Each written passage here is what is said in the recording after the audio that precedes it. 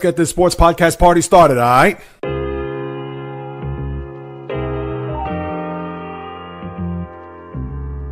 The J Reels Podcast.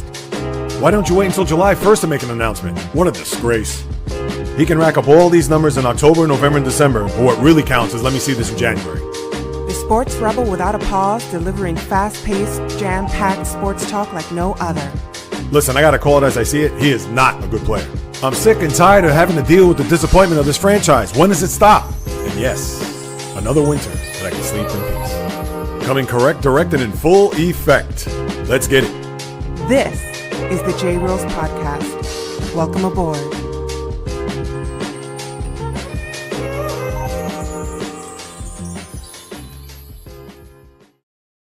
What is happening, my good people? Greetings. How are you? How's it going? How's everybody doing out there? What is the latest and greatest? Hope everybody's doing well, feeling fantastic, in excellent spirits as we get through the first week of August. And even though there may not be much going on, but there's still plenty to uncover as the latest podcast is delivered to you right at this very moment, as this is the J Reels Podcast with Joe J Reels.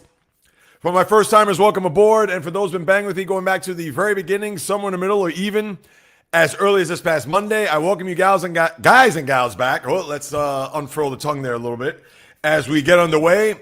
And I already see the room populating. I understand that also I am 3 hours late than normal, which I'll explain momentarily. So let's give a shout out. My guy Bio, of course. Greetings. How you doing? And obviously Val. Where's Val? J Reels, hello. Val, right back at you as we get set for another podcast, which, let's face it, there's really two sports that we can uncover. There's two different avenues that we're going to go down here where it comes to the NBA, NHL. I got some college football, so maybe there's 2.5 when it comes to that. But I'll touch on all that momentarily. But what I do want to say, and once people start populating the room, I'll explain later on.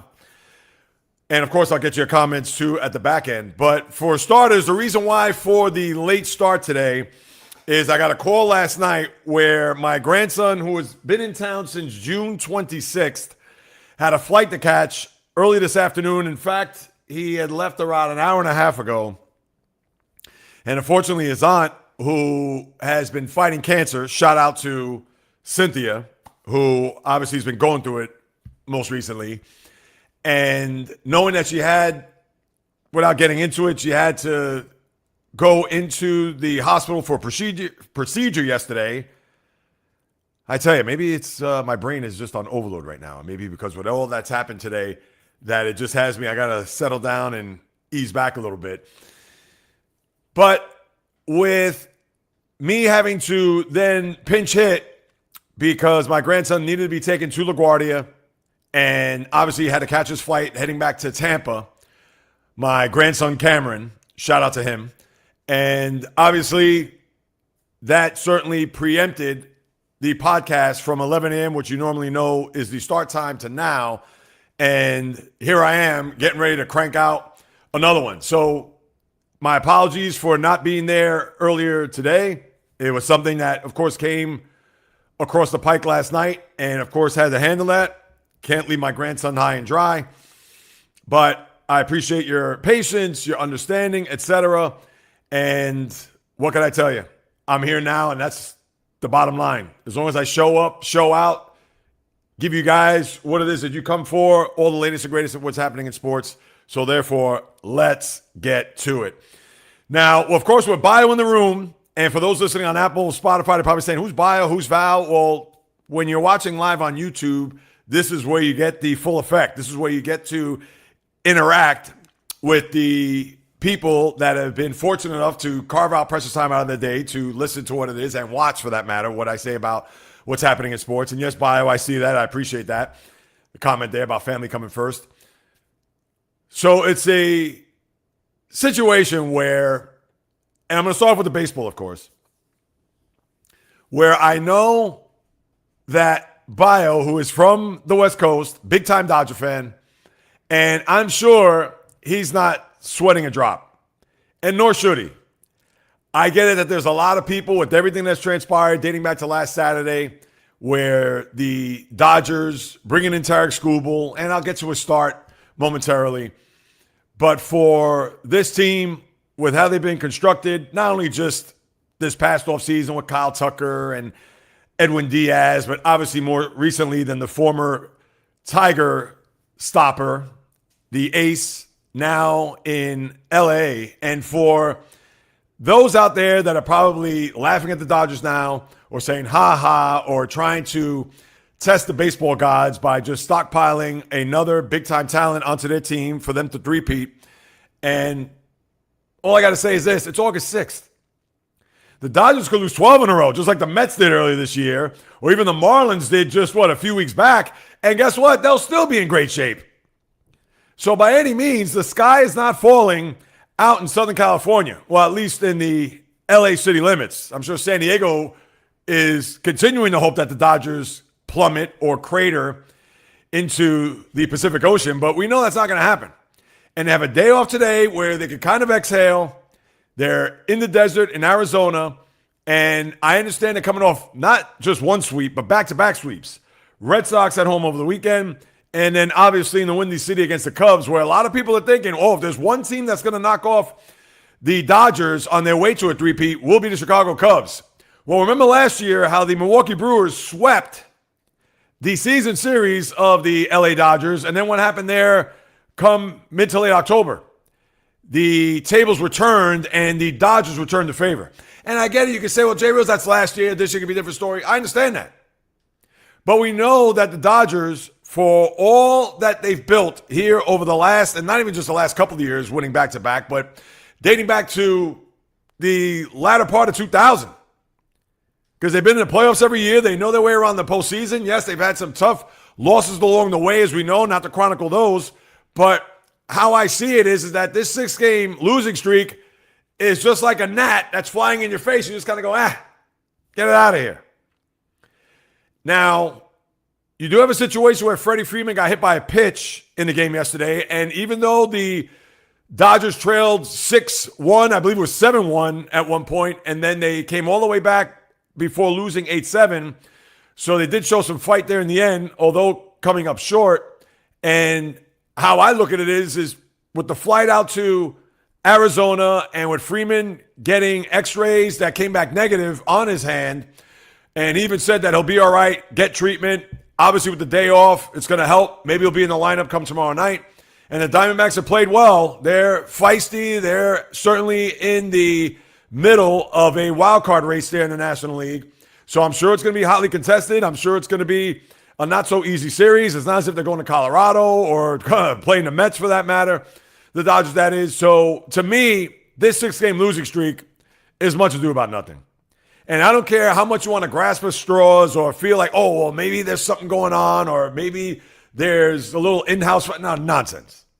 I am not buying that. I am not looking at any nook and cranny to try to unmask what's gone on here with the Dodgers over the last week. Every team has it. Every team has their lulls. Every team has their losing streaks. Every team gets shut out. It's just the rigors of a marathon known as a 162-game baseball season. That's it. And we can talk about players that aren't hitting. We can talk about pitchers that haven't delivered. You want to talk about Tarik Skubal? What's to get on him for his start Tuesday night? Quite honestly, all right, it wasn't his best start. And I get it. People are going to say, well, wait, he pitched 6 innings. He only threw 85 pitches. It's his first start. What do you expect him to throw? 130 pitches? Or even get to 100? Now, he did pitch 6 innings. You would have liked maybe to go in the 7th. Okay, fine. But Dave Roberts said that they're going to slowly but surely ease him back in. Now, could he have gone out for one more inning? You know me. I'm old school, 80-something. You want to get to 100? Fine. But I get it. It's all about the big picture. It's all about October. We understand that, to me, the season begins for the Dodgers then, not now. So like I said, they could lose 12 in a row. They could go below 500 the rest of the way. And even right now, as we currently speak, the Brewers, who have a couple of games in hand off the top of my head, I believe they're 70-43. The Dodgers, I believe they're 69-46. Right now, the Brewers have the top spot in the National League, which means they have home field. Now, I'm sure the Dodger fans, they're not shaking in their boots over that. And nor should they. So despite the Brewers and their brilliance in the regular season the last couple of years, and who knows, will this year be different? All right, we'll have to wait and see on that. Although deep in my gut, you guys and gals know how I feel that the Brewers don't have any shot to beat the Dodgers, because think about this. If you were to look at the two teams, let's just talk about the lineup. Is there any one player on the Brewers that would start on the Dodgers? Chances are there isn't. So, for instance, let's take the Mets. And I understand the Mets have a bigger payroll, et cetera, but we know how awful they've been this year. But if you're going to look at left field, that now Juan Soto, I understand he's hurt, but we know whomever the Dodgers throw out at left field, if it's Oscar Hernandez or anybody else below that, Juan Soto is the guy that you know will be in that Dodger lineup if you extract him for the Mets. And maybe, dare you even say Francisco Lindor over Mookie Betts? I'm sure the Dodger fan wouldn't take that. And listen, if I'm a Dodger fan, I wouldn't do that either. But at least there's a neck and neck when it comes to those two players. But everybody else, forget about it. You're not picking Jorge Polanco. You're not picking Brett Beatty. And to me, the same thing with the Brewers. You can go throughout the diamond. Sorry, Jackson Chourio, you're not it. Sorry, Christian Yelich, you're not it. And going down the line, the Joey Ortiz's of the world, the Sal Freliks, I mean, come on. I mean, who are we kidding? So that's what I'm referring to when it comes to the stack that the Dodgers have to what the Brewers have. And that's not to discredit what they've done or say that they're not a good team, because obviously their record is what their record is. So it shows that they are a good team. But when the money's on the line, and listen, there's plenty of time to talk about that, but to me, I'm not sweating this Dodger losing streak, and if anybody else is, they got to be off their rocker. And that's all I'm going to say. So that's number one, and I don't think there's any concerns. Listen, if there were guys like Shohei Ohtani or even, dare I say, Kyle Tucker, or if Freddie Freeman was going to be out 6 weeks, if those three guys are out of the lineup, maybe I'd be a little bit concerned, but we all know this is an exhibition to get to the bright lights of October. So I'm certainly not going to look at this Dodger team and be like, ooh, okay, there's some concerns here. No.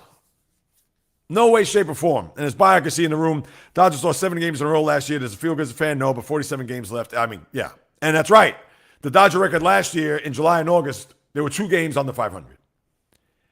And I understand we could talk about they were down 3-2, and Isaiah kind of Falefa was that close from scoring the winning run, and the ball hit by Ernie Clement to the warning track. If it wasn't for Andy Pajes coming out into center field to substitute, where Dave Roberts pushed the right button at that time. And, right, I get all that. And Miggy Rojas with the home run there in the top of the ninth.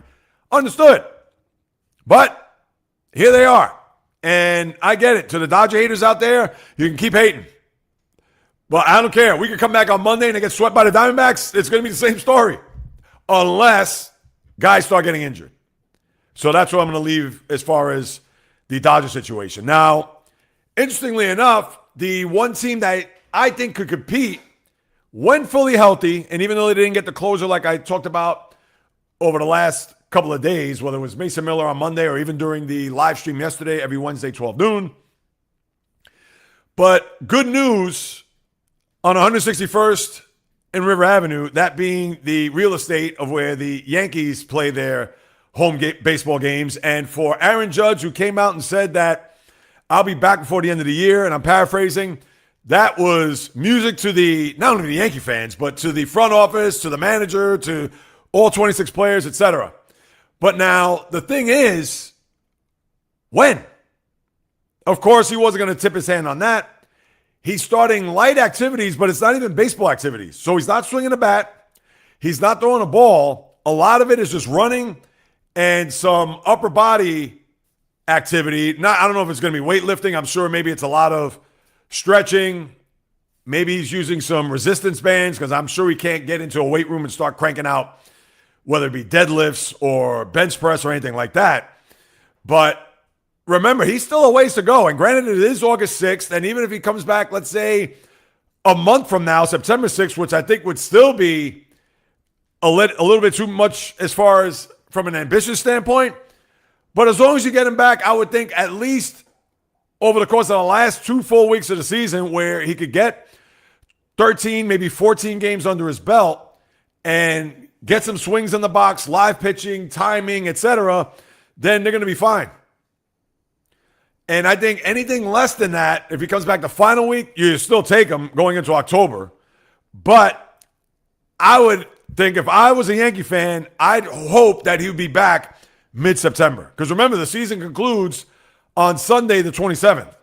So it's not as if you're going to have till the 30th or even October 1st when the season ends, where it's like, oh, well, if he comes back on September 16th, we'll be good to go. No, September 16th, you got 11 days left and maybe 10 games to go.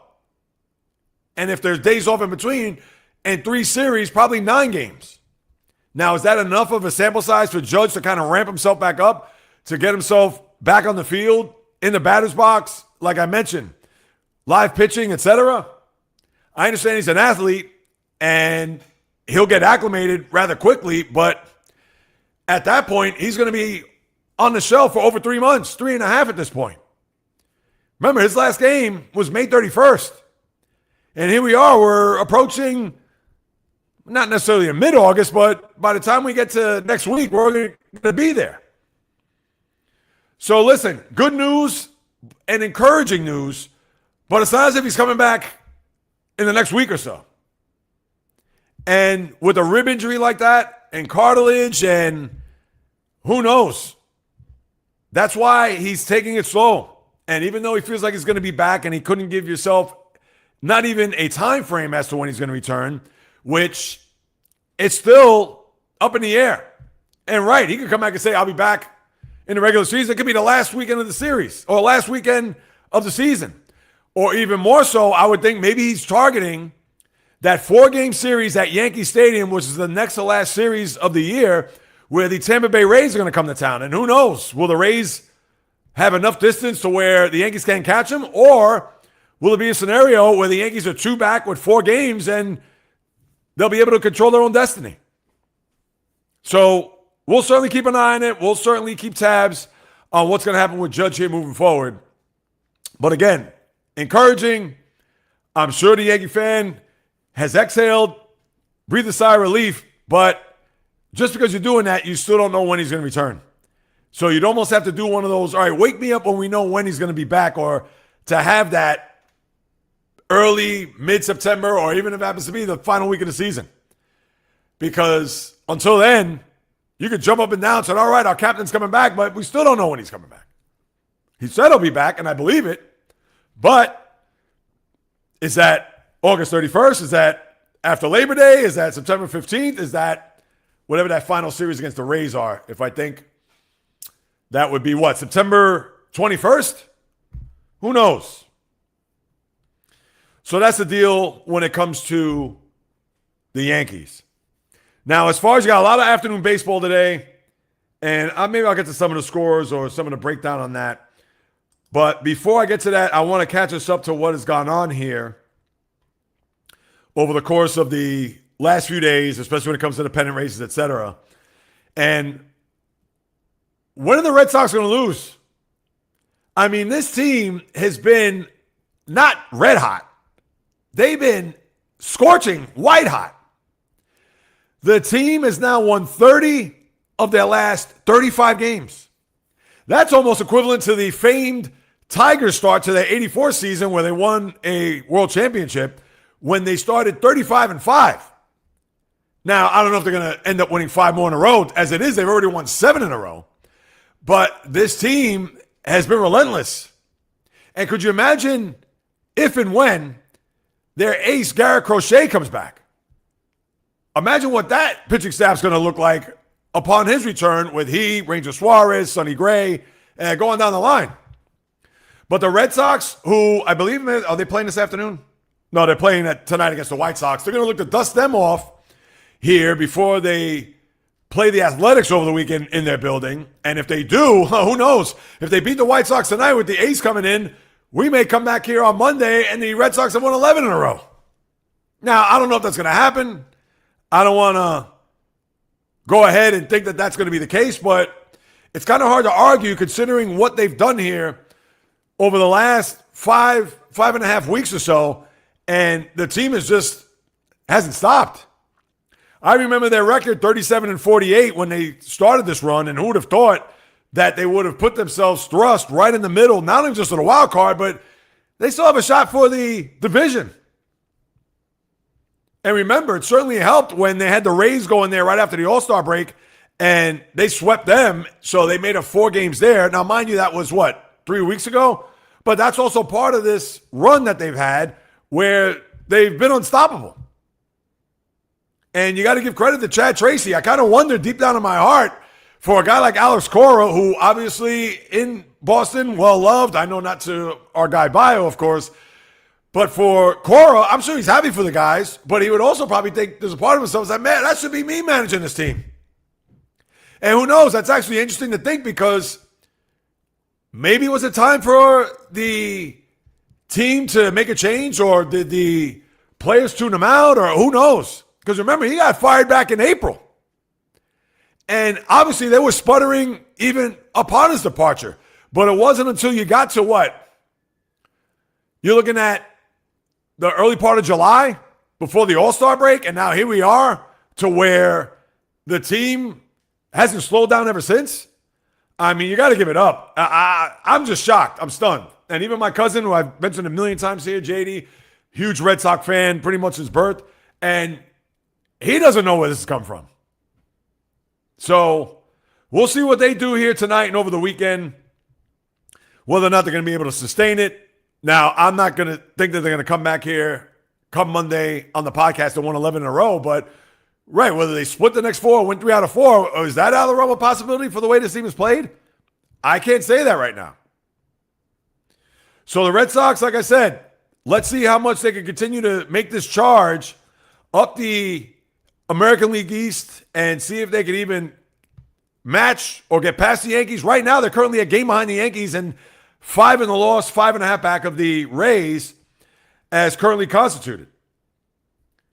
As it is, they actually are tied in the loss with the Yanks, 62-51. They actually have 2 games in hand over the Yanks. So, I mean, I don't know what more else to say about this team. They've been flat out remarkable. And now when we take a look at what else is going on before I get to the wild card, and even with the White Sox and how they've hit it a little bit of a abutment here, and I said 4-game series, actually 2. I know I mentioned 4 because I'm thinking that they started the series on Monday, but it's actually 3-game series, which concludes tonight in Boston. But the White Sox, even with their 2 losses, look at the Mets actually have played pretty well here to the point where they've faced off against the Guardians, and they're actually winning right now 5-2. They won the first 2 games of the series in Cleveland and look for a sweep, which I can't remember the last time the Mets swept the team. I think I have to go back to the Marlins series back in May when they swept them off the top of my head. But the Guardians, they haven't been able to make up any ground. The Twins have now all of a sudden hit the skids, although they're still within striking distance of the division, but they're now 3 games under 500 after losing 4 in a row. And sadly, they could get swept by the Royals as early as tonight. So we'll see how the Twins fare there in Kansas City. And that's for the division, of course. And then the AL West, which is pretty much up in the air. It's a hot potato type of division where the Astros had a 2.5-game lead at the start of the week. Now they have a 1.5-game lead. One in the loss against the Rangers, who, remember, they beat over the weekend to overtake them for the division. Seattle, scuffling, just trying to grasp for air. And even though they're still in the thick of it, they're 2 games back and 2.5. But Seattle, again, do you trust 100%? And I understand they've had those hot stretches here over the last few years, including last year, getting all the way to an ALCS, but I don't know when it's going to click for them. It's got to start soon if they want to win a division. And thankfully for them, it's not as if they have a ton of ground to make up and go through a bunch of teams. Now, they do have a fallback position with the wild card, which I'll get to, but if you're the Mariners, you're aiming for a division. And even if you don't get one of the 2 byes, it looks like it's going to be either Tampa, could be Cleveland, but right now Chicago. Even if they end up being a 3 seed, at least they will host in the wild card round as opposed to having to go on the road. And of course, they could get a 4 seed, but chances are the Yankees are going to cement that, or maybe even the Red Sox for that matter when it's all said and done as we move it along in the season. And then in the National League, you have the Braves, who they are all of a sudden hot, and right now they're looking to put in a sweep of the Marlins in their own right as they beat them the last 2 days. I think it's a big game for the Marlins tonight. They go back home after tonight, and with all the good fortune that they had after that losing streak and then winning 6 out of 7, whether it was the sweep against the Phillies last week and then winning 3 out of 4 at Citi Field against the Mets, now to get these 2 losses in Atlanta, I think for them to win this game just to kind of stem the tide before going home, I think it's crucial. And they have the Angels coming to town, and we all know the Angels have not been great. So to me, that's a big game for them. Now, they have a 3-game deficit behind the Phillies in the standings in the National League East. But as far as the wild card is concerned, should I get to the wild card right now? What was that? I thought I heard something humming there. I thought it was my phone. So we'll monitor what's going to happen there in a moment in the Central. And as we all know, the division leads, you can forget about it. Although the Cubs have played well and are 6-0 but 5.5 back of the Brewers, as I currently speak. And the Brewers are 71-43. So they actually have a 2.5 game lead over the Dodgers right now for the best record, not only in the sport, but in the National League for that 1 seed. And then we know Dodgers, Diamondbacks. And now the Diamondbacks, with this losing streak by the Dodgers, they are 8 back. Now, they're still miles away, and the only way they would even think that they could sniff the NL West, they have to sweep this weekend. And I would think the Dodgers, like I mentioned, at the top, after a day off and knowing that they're going to regroup, who knows, Dave Roberts probably even said to them, hey, sit by the pool at the hotel, get yourself a nice meal at night, just take it easy, don't think about baseball, that's it. Let's literally unplug, and then we'll get back to the ballpark tomorrow, and away we go. And that would be my message if I'm Dave Roberts. So that's what you have with the divisions. We all know much more competitive in the AL than in the National League. But the standings overall, and I'll start with the wild card standings, that is, Yankees and Red Sox. Now, with the Yankees, just a game ahead of the Red Sox for the 4th seed in the American League. And that's going to be interesting because think about it. If the Red Sox win a catch and, let's say, surpass the Yankees, they will have home field in the wild card if they secure that 4th seed. And remember last year in the opening round, the wild card, Boston had to play at New York as the 4-5 with the Red Sox being 5, Yankees 4. So who knows? Maybe a reversal of fortune this year. But would think that both of those teams still have their sights on the Rays, although both 5 back in the loss column, but still with 7 weeks to go in the season, a lot could happen to where one of those 2 teams could possibly get past the Rays and maybe win a division. Cheers, H2O. So with those 2 teams having a significant lead in the wild card, because the 6th seed right now belongs to the Texas Rangers, but they're also tied with the Guardians. And I think the Rangers would win it based on a tiebreaker over Cleveland at the moment. Both Texas and Cleveland are 57-58, which will be a first if you think about it. No team in Major League Baseball history, and I'm not going to include the COVID year, throughout 162 games, no team has actually qualified a playoff spot by having a record at 500 or below. So that's something we'll have to keep an eye on as we get deeper into the season to see whether or not in the American League, National League, that's not going to happen, but in the American League, to have a team clinch a playoff spot at 500 or below, it's never happened. So that's going to be historic, and I get it, there'll probably be a sacrificial lamb, or maybe not, because the chances are they may go up against the AL West winner, whether that is Houston, Texas, or even Seattle. But something just to keep in mind as we move it along. But here you go. The logjam that is the AL spot. And just like we talked about in the National League, remember we had 6 teams for 1 spot? Once upon a time, it looked like we had 8 teams for 2 spots in the AL. But now with the Red Sox as torrid as they've been and the Yankees playing from in front, right now, count them. Texas, Guardians tied. Orioles, a half game back. Seattle and Minnesota, both 1 game back. The Tigers, even with Skubal gone, Casey Mize, etc., a game and a half back. And then you have the Blue Jays, who are 3 back. I'm not going to include the Royals. They're 9 back. So let's count them. 1, 2, 3, 4, 5, 6, 7. The American League wild card has 7 teams for one spot. I mean, if that's not going to be a fight to the finish, then we would think teams may fall off there as you get later into the month and into September. Who knows? Will the Twins still hang around? Will the Tigers? Will the Blue Jays? I mean, think about it. The Blue Jays are 7 games under 500. The defending AL champs. And they're 3 back. They're still in this thing. And any of those teams that I mentioned, can you really trust? I can't. I get it that the Guardians, Twins, they play in a very weak division. Anything can happen there. We talked about Texas, Seattle. You want to throw in Houston because if Houston goes in a tailspin and Seattle or the Texas Rangers get hot, then they're going to overtake the division. I mean, it is just going to be riveting to say the least.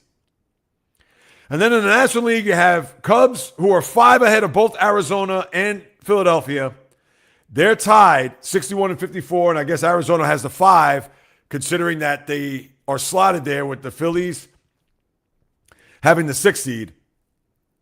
Then you have the Padres, who are 2 back, Marlins 3 back, Cardinals 4 back, Pirates 4.5, Reds 5, and I'll just throw them for good measure, although they won a game last night, but they had lost 7 in a row, I believe, prior to that, and it looked like they were fading quickly with the Nationals. But you know what? I'll be kind and throw them in the mix, despite the fact that they're 4 games under 500. So let's count them. And you got to put the Diamondbacks in there too because they're both tied with the Phillies. So you got 5th seed, 6th seed. That's 2 spots. And this is where you get the 8 teams for 2 spots, and we'll flip-flop with the American and National League as early as a couple weeks ago. So you got 1, 2. Wait, let's count it again. 1, 2, 3, 4. You got 8 for 2 right now. So you should have a good race. This shouldn't be a situation where you only have a handful of teams. There's not much going on. No. The wild card is on and popping right now. And you can also look at the divisions in the American League. So a lot of intrigue. I get it. If you're not a baseball fan, you probably could care less. Just wake me up on September 29th, and away we go when the playoffs begin. But I'll be all over it, as you well know. And that's what I have with the baseball. Let me see if there's anything else to report here, baseball-wise. No, that pretty much covers it.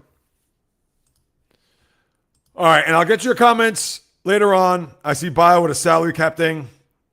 And don't worry, I'll answer that, Bio. You know I got you. And, obviously you always contribute in a big way. DeNavis, cheers. My man. Anybody else that hopped up? Ray, my man. I know you and I, today was a crazy day. Don't worry, I'll get at you. I'll get you on for sure. So I appreciate your patience. But let me pivot to the NFL because they got a few things cooking there with the National Football League with signings and extensions and things of that nature. And I talked about a couple of things yesterday where you had Zay Flowers signed that 4-year, $140 million extension. I get it. It's the going rate. It's market. But come on, is Zay Flowers in the top 10 as far as wide receivers in the NFL? He is not. But I understand. It's just like if a quarterback were to get $50 million, if Baker Mayfield got extended tomorrow as the Buccaneers, if they gave him 3 years at $50 million a year, $150 million total, and guaranteed about $120 million, of course you're going to say, well, hey, if Justin Herbert and Trevor Lawrence and guys like that, Jalen Hurts, they're getting big-time money. And Hurts won a Super Bowl, so of course you can understand why.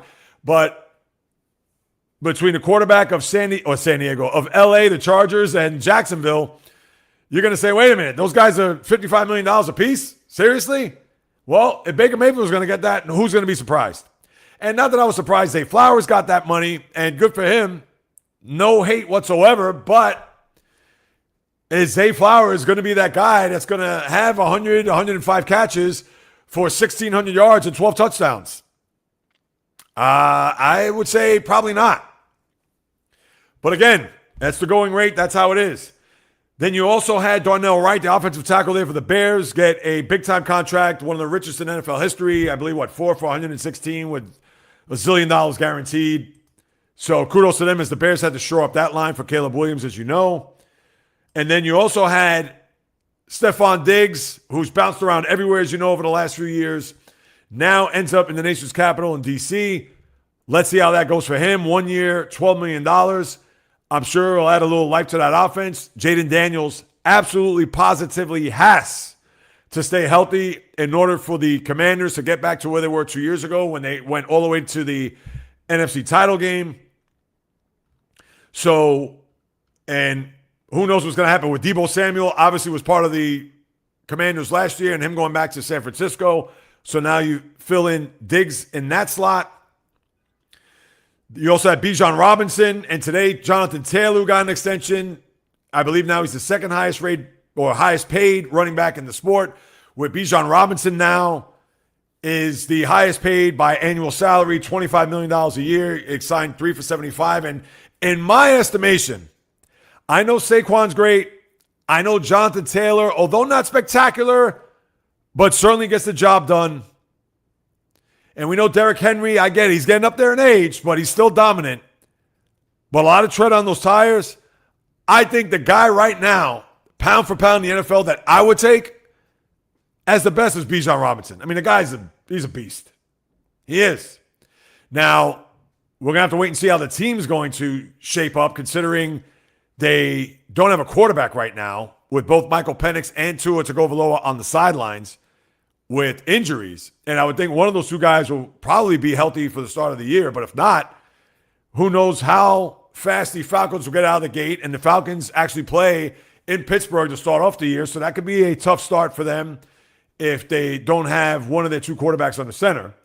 So something to keep in mind. And then we also got to keep in mind about Jahmyr Gibbs, where Bijan Robinson had said complimentary things toward Gibbs, that he's going to get his. They've been in contact, which is good. And Gibbs, who I think is an excellent player, a little bit different than Bijan Robinson from the standpoint of he's a little bit more of a scat back where he could get his yards between the tackles, but if you get him out open in space, he could juke you, he could go around you, he could do all that. With Bijan Robinson, I mean, the guy's just, like I say, he's a beast with his size, his strength, his power, etc.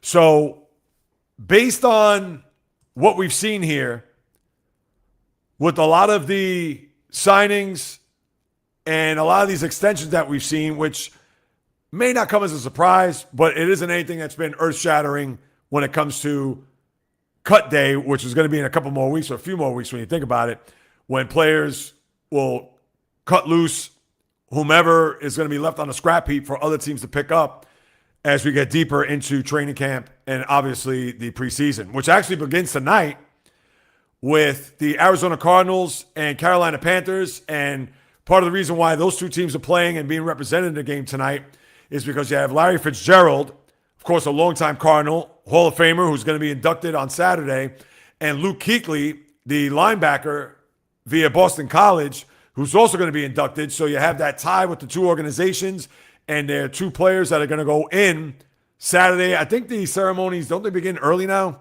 They used to be, it's weird. They used to be in the afternoon on Saturdays. Then they made it more of a primetime event because, you know, the NFL can't get out of their own way to try to promote anything that has to do with their sport. And I believe it may start mid-afternoon into the evening because obviously they don't want people sitting out in a hot summer sun with humidity from 12 noon to whatever. Maybe they start around 4 or 5 o'clock. I don't even know. But you have Drew Brees going in, Larry Fitzgerald, Luke Kuechly, Adam Vinatieri. Now, I'm missing one more. Let me look that up real quick. I know I'm missing one other. I don't want to shortchange them. That's right. Elected by the Veterans Committee, Roger Craig. And Craig was a very good player. Is he a Hall of Famer? I know people are going to say he won all those titles for the Niners back in the 80s. The first running back ever to rush for and receive 1,000 yards in a single season. Was he dominant? Because you know me with the Hall of Fame people, you got to be dominant. And I understand they let everybody in. We know Brees was dominant. We know Larry Fitzgerald was dominant. Luke Kuechly, I understand he had to leave, shorten his career because of concussions, but I believe he's a 5-time first-team All-Pro. And if you're a 5-time All-Pro, then you're a Hall of Famer. And then Vinatieri, the most clutch kicker in the history of the sport. Listen, to me, he goes in on roller skates. So if you're fans of those teams and you want to watch, I'm sure it's going to be NFL Network or ESPN or wherever it's going to be on. I'm sure you'll watch that and you'll be excited to partake in those ceremonies. And then lastly, before I pivot to the college football, and then I'll get to all your comments, I promise.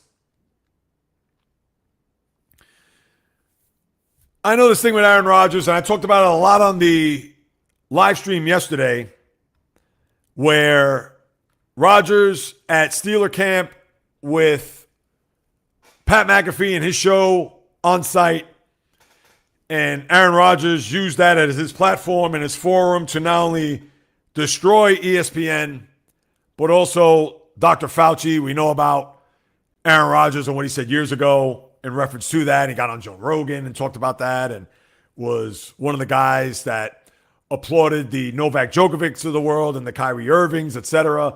And I know Fauci's been in the news as of recent vintage, and for Rodgers to then go up there and spew against him and against the network that, by the way, McAfee's on. And I know I was appalled yesterday to think that ESPN hadn't said anything about it. And I know Donavis said it best, one of the guys in the room, for those who are listening on Apple or Spotify, said that there's no way they're going to do anything to McAfee. McAfee's way too important for that network to just cut him loose, because McAfee will go elsewhere and they'll still make a ton of money, and they're going to lose a lot of people. And they've lost a lot of people, I think, in my estimation anyway, because if you're of a certain age when you watched ESPN, and not to unpack and get all crazy about ESPN, but yeah, I remember the days of NFL Primetime and Baseball Tonight and watching SportsCenter even on a loop over and over and over, whether it was early in the morning or even late at night. And believe you me, I couldn't get enough of it. I get it. We live in a different time. You can watch all your highlights on a phone. You don't have to go to ESPN. You have to do all that. And for ESPN to just kind of be tethered, by contract, of course, but tethered to Pat McAfee, that he could actually have an NFL player. I get he's Aaron Rodgers. He's going to be a first ballot Hall of Famer, etc. But for him to get on there and literally eviscerate the network and not say a word, do I even need to say anymore?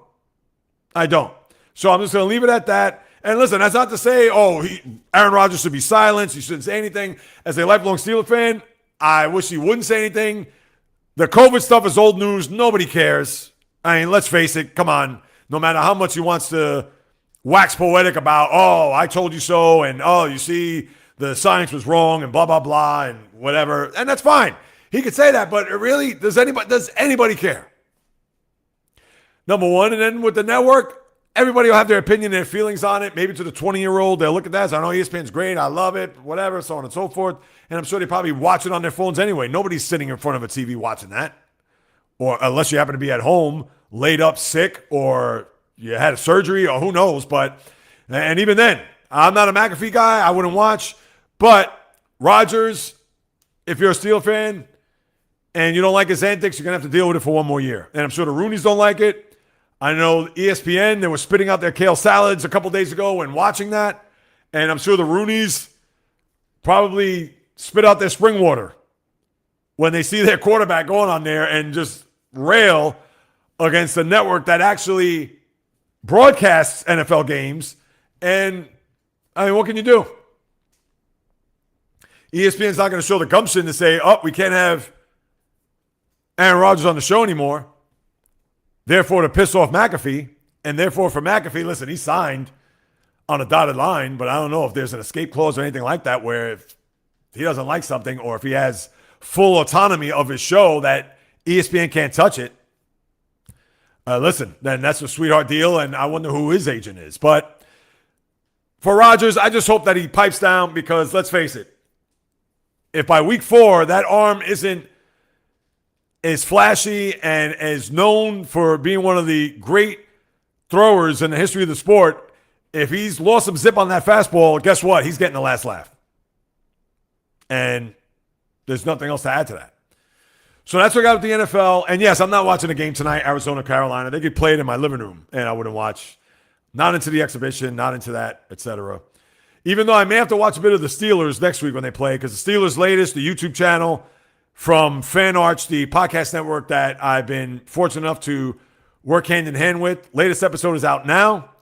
talking about the tight ends. You'll have another episode come tomorrow, Monday through Friday, maybe an occasional weekend episode, but Monday through Friday, go to Steelers Latest on YouTube. Please hit the subscribe button, as well as hit the subscribe button here on the channel, because, of course, you know a lot of content coming at you here on a day in, day out basis.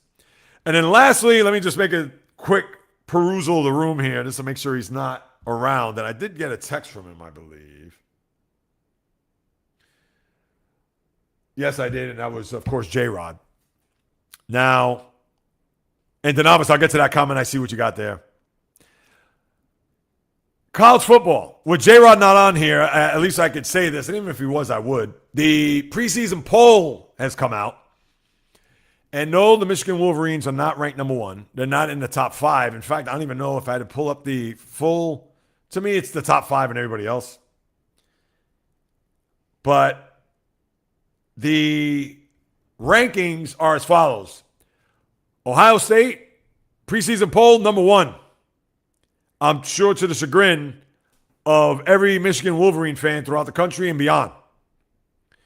Oregon is your second-ranked team, and you follow that up with Georgia, Texas, Notre Dame, and the defending champ, Indiana Hoosiers, no Fernando Mendoza, of course, they are 6th. So they're not even in the top 5. And it'd be interesting to see how Indiana's going to, I won't say how they're going to fare, because we got to know who the quarterback is, and if it's going to be a guy that will be half or even 3/4 as productive as Mendoza. I mean, come on, the kid won a Heisman Trophy last year, as we know. But Indiana, is it going to be a thing where they're a one-hit wonder? And granted, I know 2 years ago they had a successful season. Understood. They got waxed in the bowl game in the playoff against Notre Dame. But that's going to be a storyline to see whether or not they're going to be able to sustain this. And I know the coach, Curt Cignetti, I'm sure he's going to look at this like, this isn't going to be a one-hit wonder. This isn't going to be a fluke where, we got lucky, got hot, whatever. So, and listen, they had a great year last year, undefeated, we all know. And think about this. That school has the distinction of having both the football team and the basketball team to have the last 2 undefeated seasons in their respective sports. Now, I understand we could probably go back a couple of years when maybe Georgia won when they ran the table, or Michigan just, 3 years ago they ran the table. Ohio State, they may have lost the one game to Oregon that year when they won 2 years ago. But nevertheless, Indiana's the most recent team to go undefeated and 15-0, I believe. And that has a lot to do with the playoff.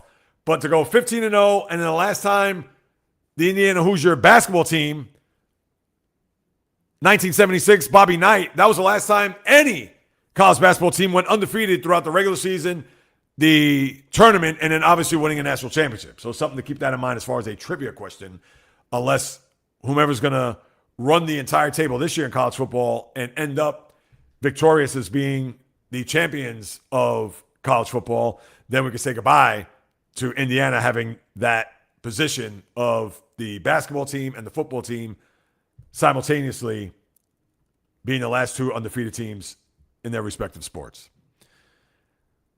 And I'm actually curious. Let me see if I go through the rankings. Where is Michigan? 16th right now. And around at the top 10, Miami 7, Texas A&M 8, Oklahoma 9, Ole Miss 10. Followed by Alabama, Texas Tech, LSU, USC, BYU. That's the top 15. We know the top 12 teams make it as far as the playoff goes. And that's what you have there with the college football. All right. I'll get your comments. Let me just see here. Bucks GM, no plans for Vea trade. Baker still quarterback number 1. That's Vita Vea, of course. Oh, now the Guardians have actually cut into the lead. I know there was 5-2 Mets. Was it 6-2? Yeah, and they scored 3 runs. Oh, of course. So after taking a 6-2 lead where we thought maybe, just maybe, a little bit of a rocking chair type game, not at all. Nathaniel Lowe hits a 3-run homer. It is now 6-5, and it may have knocked out Nolan McLean. And he has not pitched well today. McLean, 5 innings, 5 runs all earned, 8 hits, 3 walks, 8 strikeouts. He's at 94 pitches. Does he go out for the 6th? Probably not. So let's see if the bullpen can hold that, and the Mets, dare I say, get a sweep there by the lake in Cleveland. All right, let me get your comments. Let's see. Giants lost. I know, Val. Ugh. Yep, the Jonathan Taylor. Oh, yeah. OGs for sure. There you go, Val. I skipped that, and then boom. Yes, thank you guys. Both of you know. You already know. Thank you, Val. And I appreciate everybody's patience today. For those who are just hopping on board, the reason why I started at 2 o'clock today, I had to take my grandson to the airport last minute. His aunt was supposed to take him, but she had a medical issue, so therefore I came in a pinch. Flight was at 12:30. Had to take him. I had to get him to the gate, wait till he got on the plane, made sure the plane taxied out of the gate, got onto the runway, and took off before I scrambled back here to set up everything and to get this podcast on the track. So that's the reason for me not being present at 11 a.m. as I usually am every Monday and Thursday. Mike Krukow, the former Giant, also Cub pitcher from back in the day, was great against the Mets lifetime, by the way, has announced his retirement at the end of the season, making the announcement. Oh, okay. It was Dwayne Kuiper, Mike Krukow. And this was Biles' comment from earlier. Of course, Dodgers lost 7 games in a row last year. Doesn't feel good as a fan. No, 47 games left. You're right. I mean, the rigors of a baseball season. That's it. Yeah, I didn't mention Dylan Brooks. I know he and also Najee Marshall from the Mavericks, I believe, signed last week. Not that that's no big deal. But Dylan Brooks, 3 for 73. And Brooks, as we all know, the supervillain of the league. I still see that meme behind the basket there at Staples or at Crypto, where he has his glasses, his bling. I think he may have had a grill, and all he's doing is smiling at LeBron while he's at the free throw line. I mean, geez. Maybe DC or Marvel should look at him as a possible villain, even if he doesn't know how to act. But Penguins have re-signed restricted free agent Ville Koivunen, 8-year contract. Good one, Val. I wasn't even aware of that. Ray, greetings. But Blue Jays won World Series last year in Dodgers. Would there still be a strike? No, I still think there would be a strike. I really would. Yeah, no, I really would. I mean, think about this. We didn't have to talk about the Skubal deal. They won 2 in a row. And they not only signed Edwin Diaz, but they also signed Kyle Tucker. So just that alone, I would think that the owners throughout the sport, a majority of them, said that, hey, this got to stop. But they also have to spend too. I mean, they just can't sit on their hands and watch all these players go to the big market teams and then start crying wolf. And I get it.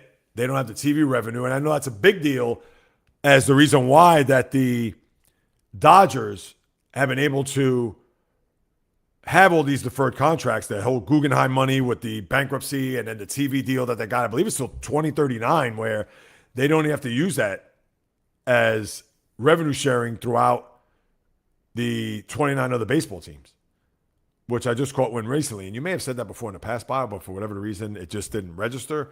But yeah, no, I think they would. Yeah, I think there'd still be a strike. Yeah, I saw this about Lonnie Walker. And the Nuggets, they're in the second apron. So you'd have to wonder. I know 3.3 is not a lot, but how far deep in that second apron are they going to get? Of course, Ray, absolutely right. Red Sox are how important coaching is in baseball. I know, it's Chad Tracy, former infielder. I believe he played for the Rockies. Listen, I don't know what happened there in Boston. I don't know if Alex Cora, the message wore thin or he was tuned out. I couldn't tell you. But I'm sure somewhere in Puerto Rico, wherever Alex Cora is, he has to be thinking to himself, was I too harsh on these guys? It's quite possible. Of course, the novice. NFL and NBA both have salary caps. Yeah. Same team's a bad year after year. You wonder if that's going to change this year, especially in Washington. And it's not to say they're going to go on and win 45 games, but you would only hope with A.J. DeBonsa, Trae Young, and Anthony Davis.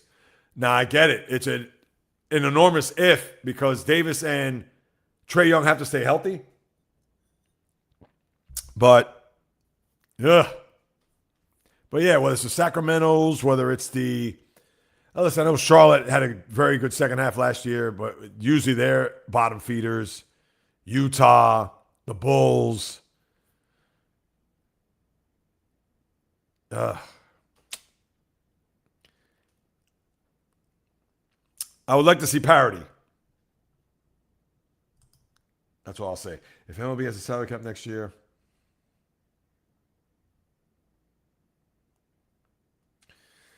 well, I can't say that they'll all of a sudden be good because they need to have somebody in there that knows about salary structure of an organization, knowing that even if, let's say, for instance, trying to throw some numbers out here and accurate for an example.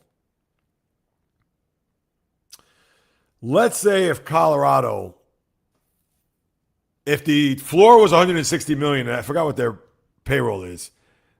I think it's in a high. I think it's below. Maybe it's just slightly above 100 million. All right, I'm gonna look it up now. All right.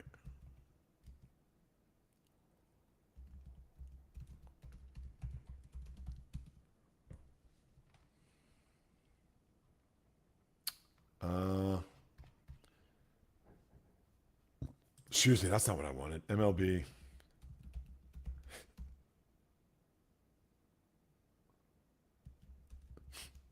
Salary spending.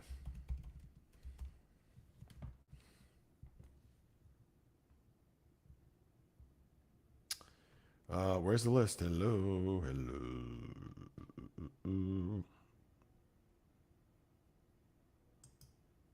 All right, let's do this.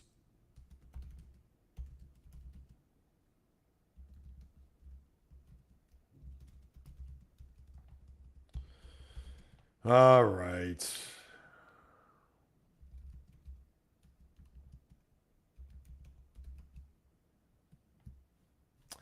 All right, it's not coming up. Jeez. Well, I mean, come on. All I want, it's a sport track. Yeah, but to answer your question there again, Bio, how I look at this is that, yeah, they have to be able to manage their payroll to the point where, look at the Rays, or even the Brewers for that matter. If they have smart front office people that are managing not only the books, but also the capology, the numbers crunching, etc., you can be a good team. But more often than not, you're going to have a team that, yeah, they'll invest just so they can get the fans and the season tickets sold in order. But, right, as I mentioned many times, if you're the Pirates or the Marlins or the Rockies, and I get it, you're not going to go big game hunting, but at the same time, you could be wise enough to make a deal that is going to help you, not only in the short term, but even the long term, and a guy that's going to be on the contract for a few more years. Oh, I'm knocking stuff over here. A few more years. As a matter of fact, let me move this over here. He has this big grate here. So, yeah, I would say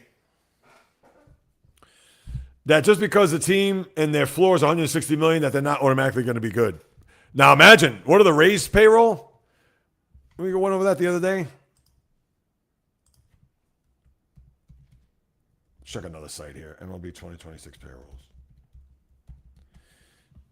If the Rays are a little bit over 100, come on, why isn't it showing up?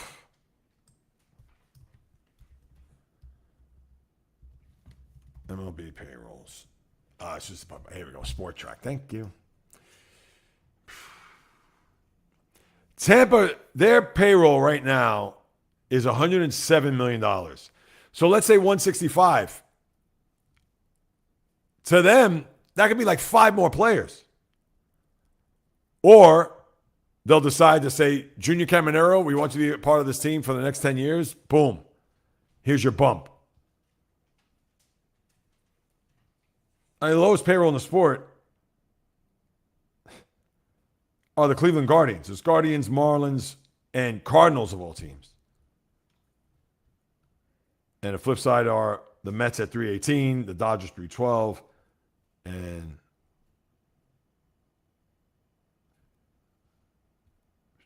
and that is those are just the top and the bottoms. But yeah, I don't automatically think that just because they have that floor that they're going to be a good or even great team for that matter. Thank you, Val. Appreciate that. If there is a salary cap,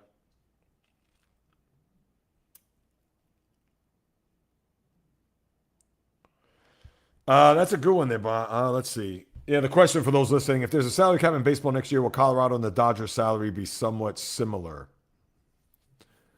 Or will Colorado still not spend? Well, here's the thing. Colorado will be able to offer, because the most the team could offer, if they stay, let's say, for instance, if Tarik Skubal stays with the Dodgers, he could sign 6 years and max $265 million. To where if he goes to another team and they say 5 years, I forgot what the max is there, but it's probably slightly below that. Maybe 245, possibly 250, which, do the math, that's $50 million a year. But at least it will help. At least Colorado knows that they could be in the same sentence with the Dodgers when it comes to free agents in the offseason. Now, we know that the free agents do not want to go to Denver. They don't want to go to Colorado. It is far from a baseball hotbed. They want to try to win a title, so they're going to go to L.A. But to me, it's a no-brainer. Let's see. All right, Ogunbowale, I guess you pronounce it.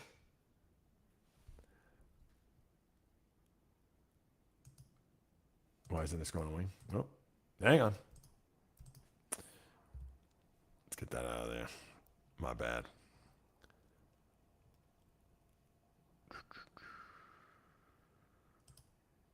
Thank you, Val.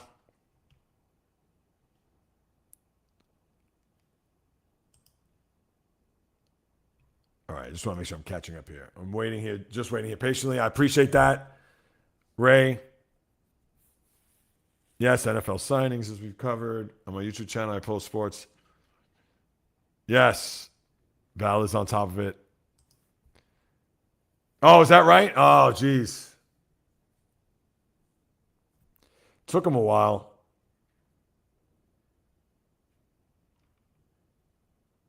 All right, and then McAfee licensed his show to ESPN. He could pick up the ball and leave if they try to censor him. Well, it's a smart deal on his part. Yeah, smart deal on McAfee's part, and that's where he becomes untouchable in that regard. Michigan will be back to being in next year. I don't see they catching him at it. Yeah, all right, that's all valid.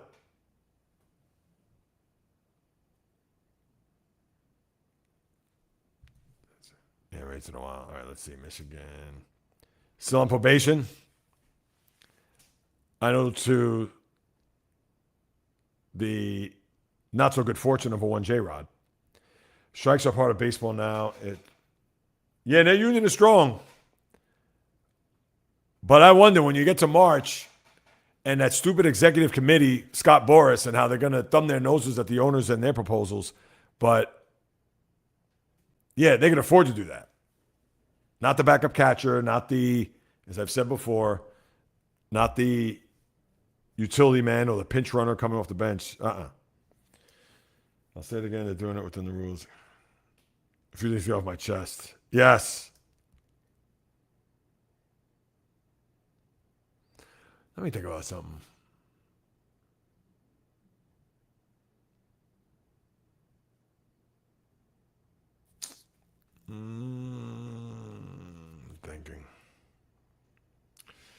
Why have professional sports leagues allowed owners to... That's another good one, Bio. Bio's bringing the questions today. I love it, as you always do.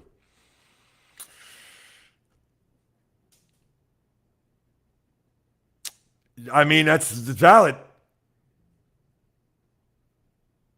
You know, whether it's the Royals owner, whether it's the Cincinnati Reds owner, and he's fickle as hell. I think his name is Sal Castellanos or something like that. The Rockies owner, who's the owner of the Rockies? Yeah, no, and listen, I understand that all these guys can't be hedge funds guys or billionaires.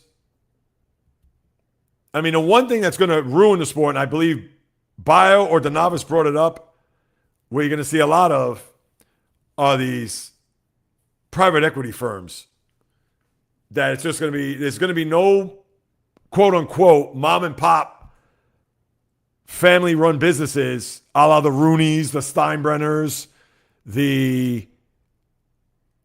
who else?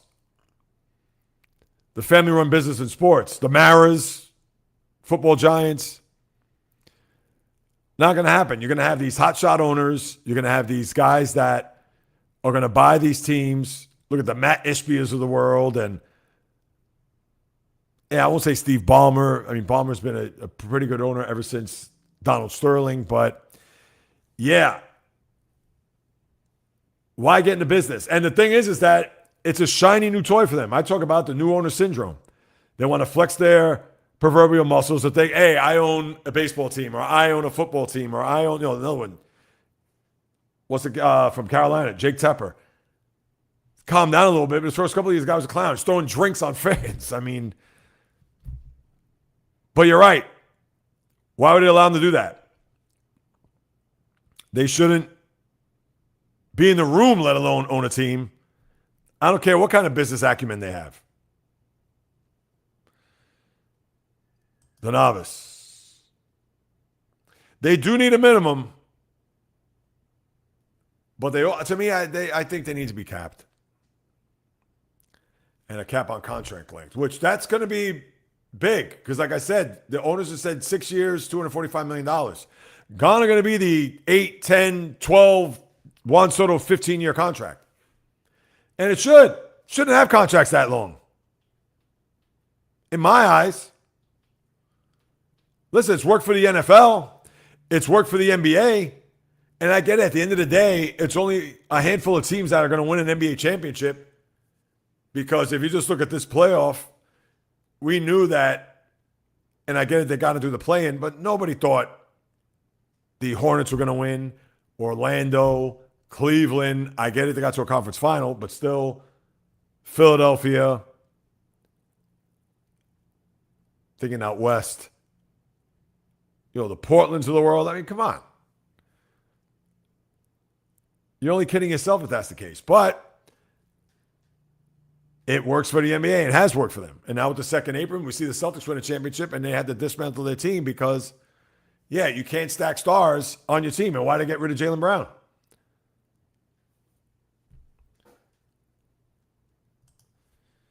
Spurs made the playoffs for 20 years straight.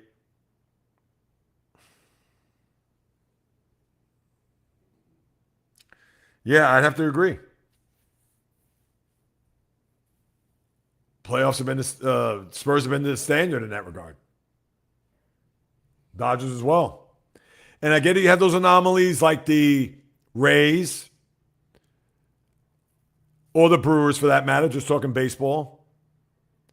I mean, NFL, because of the salary cap, everybody hasn't, for the most part, an even playing field, but you've got to have the quarterback, as you know. But yeah. How can MLB impose a salary? Well, they have to be grandfathered in for the point where they may not have to get rid of every player, or let's say they're going to keep X players and they have to dispose of everybody else. But because they're grandfathered in, they're fine. But moving forward, yeah, they can't have that guy that's going to make 10 years, $700 million or whatever it is. And they got to do something about the deferred contracts too. I think you could have a few, I understand, but not 8, 9, or 10. And it makes you think, why don't other teams do that, take advantage? But just like you said, Bio, right, if you're an owner of a team that, we'll say the Colorado Rockies. I don't want to pick on them, but let's say them. And you've been bleeding money. You haven't recouped anything. But because you have a baseball team, you think one fell swoop, if your team gets better or if your team improves or they're still in the thick of a wild card chase, then right away, you already know it's going to be a boon. But yeah, it'll be grandfathered into the point where it's like, all right, you got all your players in there, fine. They may have to say, not they're going to say get rid of players, but yeah, you're going to be hamstrung as far as trying to get other talent that is going to upset that apple cart. Oh, that's a good question. How long would it take for you to start hating Jaylen Brown? Listen, I don't hate him now, and it's going to be tough. It's going to be tough to sports hate him. Now, with his press conference today, I wonder what I'm going to have to watch it later. I will watch it later because you know there's going to be questions about, how do you feel about the organization or whatever. I'm sure he's not going to kill the organization or the fans for that matter. But I know between those white lines, he's going to want to do whatever he can to stick it to Brad Stevens, to the new owner, Bill Chisholm, and everybody there. Maybe not his former teammates, but you get it. And unless he says something bad, where I say to myself, all right, let's go, let's get it. Do whatever it takes to pound on Jaylen Brown. I mean, it's kind of hard to hate the guy, but yeah, right now, how long will it take? I would say maybe 2 games, and the schedule's not out yet. And I really hope, I really, truly hope that Wednesday night, the night after the opener, where we know the Knicks are going to host the game, I think it's going to be against Miami. I don't know why. I hope they don't do Philly, but I wouldn't be surprised if the first game, and we've seen that over the years, the first game in Boston, when it shouldn't be, I'll say that, is Philly-Boston, that first Wednesday night game. They should save all 4 games until you get to January. Like, have one in January. You want to have 2 in February and then maybe 1 in April or whatever. They should do it that way. And I said it before and I'll say it again. 5:30, maybe not 8 o'clock. I got to think, who's the Christmas night game? But 5:30, San Antonio at New York. I mean, I think there'll be some intrigue. I know the NFL fan will be, who cares? But as a sports fan, I'm sorry. That's a game you'd watch. If the game was in San Antonio, nah. You want to see Wemby back at the Garden. We hadn't seen him since Game 4. And I think that would be fascinating. And I hope that's the case. If the NBA screws that up and they don't Knicks usually play at home on Christmas, but it's usually in the 12 o'clock hour. And there have been times in the past, I remember in 2013, they played Oklahoma City, and that was, I believe, a 2:30 game. I don't think it was a 5:30 game or 5 o'clock game. Anyway, when that schedule comes out, I can't wait to watch. I can't wait to see it. Because if I don't see Spurs Knicks, I'm going to be upset. I'm telling you that right now. And, I'm neither a Spur or a Knicks fan, but that'll be one night on Christmas. I'll be like, no, I'm not watching the football. I want to see this game. And I hope that's the first meeting between the two. Let New York, San Antonio be on Amazon or whatever in February or whatever. I hope that their first matchup, I hope it's Christmas. Because if they already played the one game prior to that, you've already seen it. So it's going to take a little bit of the starch out of that matchup, although it's going to be in the Garden, and I know the fans and the celebrities will come out. But that they have to play that game on Christmas, their first matchup since the final. Yep, and this is true. Yep. 1,000%. I cannot disagree with you on that one. Most fans feel like I had to sell a corporation. I know. $10 million. Waffle Iron, What is happening? AKA Rhoda Penmark, AKA Minnesota Fats, AKA Tatsuya Mai, AKA Fuqua Johnson, Kai Bowie Bull, Everyday Mets, Dad's Chips. What is happening? If they start the season before June, I'll be okay with it. Which season are you referring to there? Oh, baseball next year, maybe? Yeah, I'd like that. Why not? Team is Jekyll and Hyde, yeah. And then they go to Pittsburgh after this. Oh, I didn't even go through the baseball schedule. Oh, I left you guys out flat, and I usually go through it, so my apologies. Quickly, baseball schedule. Not including today's games, because I don't think you have any 4-game series starting tonight. Man, how did I forget that?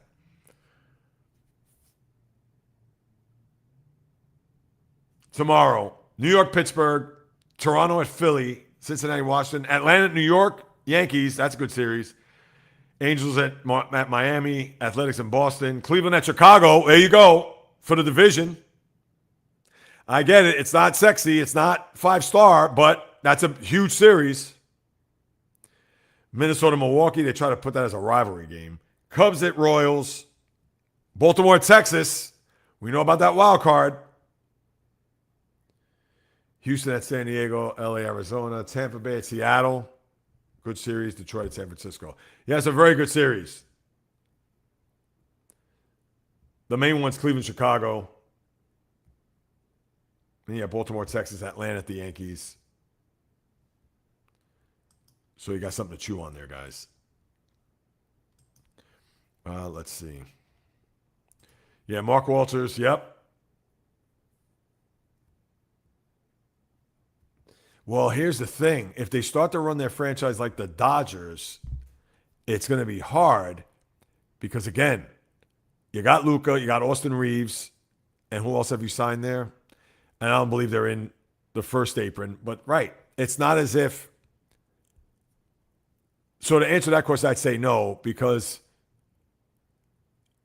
if it was a situation where if this was the Wild Wild West, all right, so you got Luka, and you got Austin Reeves.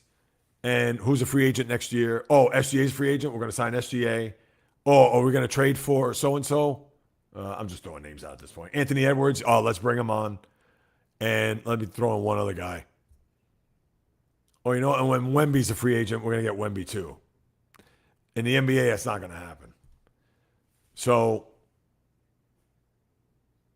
I think the only way the Lakers would be hated if they have a highly successful year. They're near the top of the West, a threat to winning a title. And,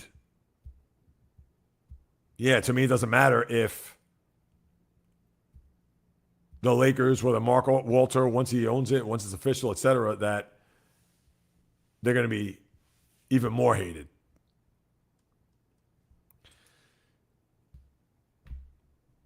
Ooh, a lot lower. $104 million.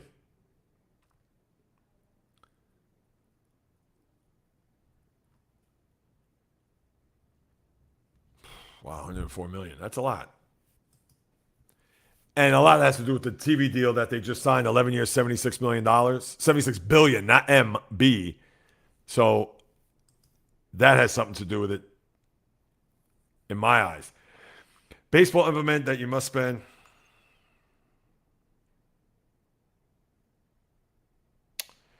You must spend a amount of dollars to receive a TV rights money.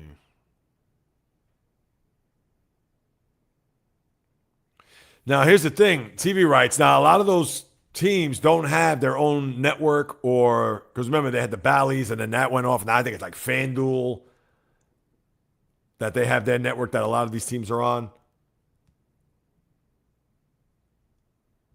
Listen, baseball screwed up in that regard.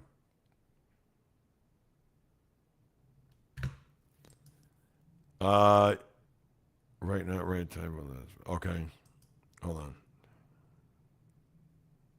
Yes, no, I understand that, Val. It's a pain for big teams because these. Well, right. What does that say for Ohtani, though? Ohtani signed a $700 million contract where he's only, quote unquote, making $20 million a year throughout the tenure of the contract, and $680 million of that is going to be deferred. Now, I understand a team of that ilk, they have the luxury to do that, but based on what you wrote here, unless I'm reading that wrong, the novice, because he still needs, he being, of course, the owners, have the money up front for the contract. $2 million, that's finding it in your seat cushions, in your sofa. I understand he's not doing that with everybody, with Mookie Betts or Yamamoto, etc., but I don't know. The owners are going to say 6 years. Yeah, and that's going to be the other thing. How long is CBA going to be? Is it going to be 5 years like the last one, which is a joke? This has to be 7, 8, 9 years. The novice NBA seals in August. Yeah, you know we'll be on top of that there.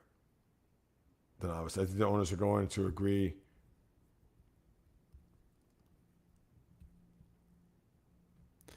And even if they did do that, I understand the players don't, but even if they did do that, guess what? They shouldn't cry wolf. They're still making a ton of money. What? So instead of $30 million, $22 million isn't enough to live off of?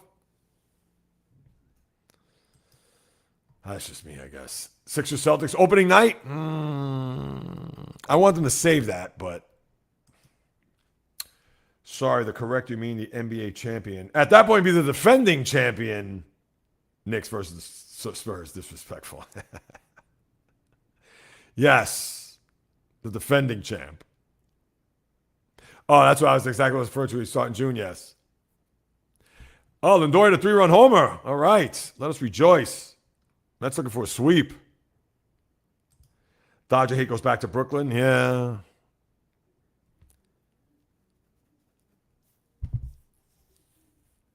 Yeah, I know. You got to thank whatchamacallit for that. Part of it was Robert Moses, because Robert Moses said that, oh, we could offer you land where Shea Stadium was, but we don't want you in Brooklyn. And the owner of the Dodgers, was that Walter O'Malley at the time? I think it was Walter O'Malley. He says, nope, we're out of here. We're going west. And that's what they did. And they should have stayed in Brooklyn. In fact, real quick, I drove by the Polo Grounds a few days ago, and I know I was on St. Nicholas Avenue, and I believe Willie Mays had an apartment on St. Nick. It may have been 152nd Street. And it's just amazing to think that players back then, and I know the old stories with the Brooklyn Dodgers, they used to hitch rides from strangers on the street. You know, you're driving down, can you imagine you're driving down the street in Brooklyn and you see Pee Wee Reese, Duke Snyder, Johnny Padres. Hey, guys, you going home? Come on. Talk about a different world. Oh. Every baseball team gets TV rights money because they have to.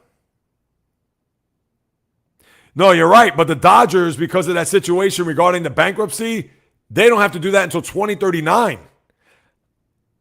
And I'm sure Bio could attest to that.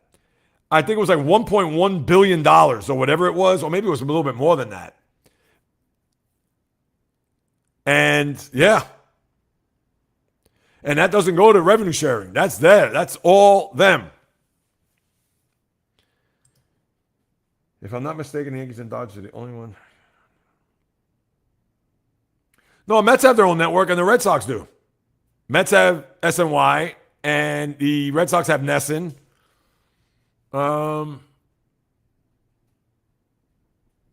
Phillies don't have their own network. The NBC Sports Philadelphia. Giants don't have their own network. I'm just thinking of the big market teams. The Cubs. The Cubs are on WGN still? I don't even know. I don't think they have their own. Do the Cubs have their own network? You would think they would.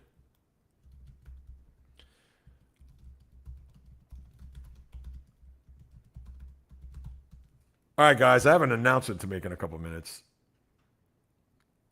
Yeah, they do. Marquee Sports Network. That's news to me. Cubs operate their own regional sports network called Marquee Sports Network. That's the first time I've heard of it.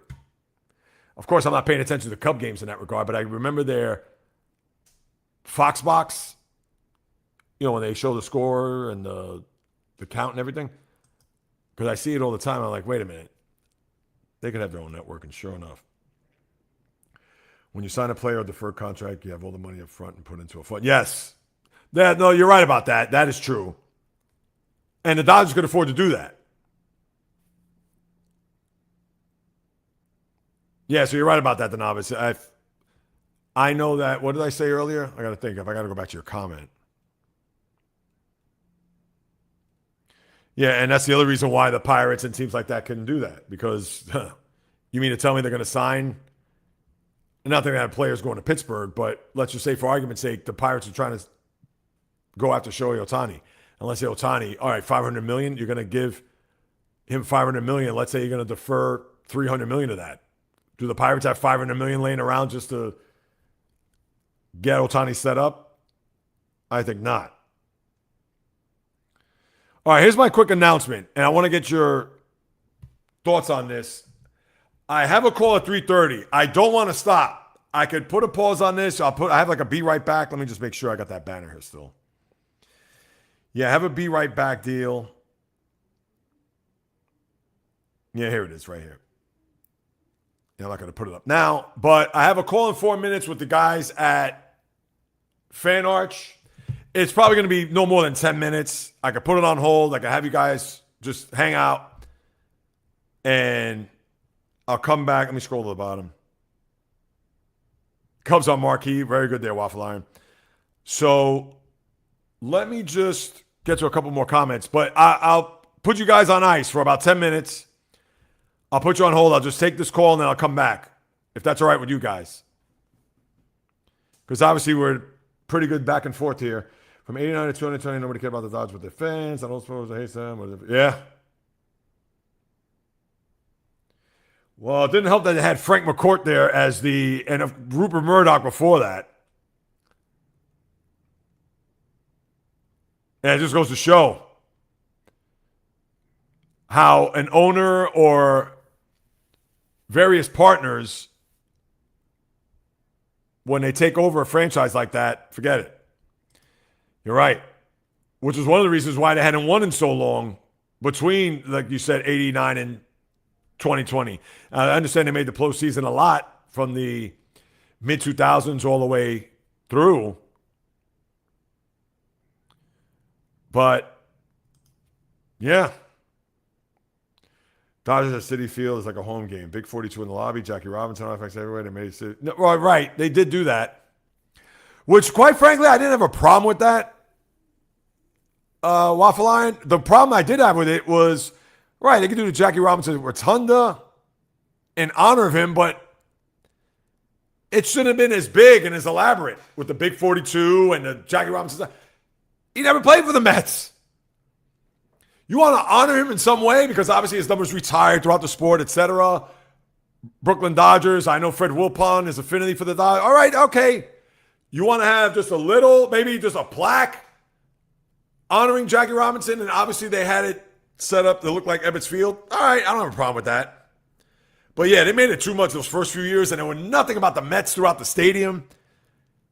You go around, you don't see any blue and orange. And if you remember, the outfield wall was black with the orange stripe going across.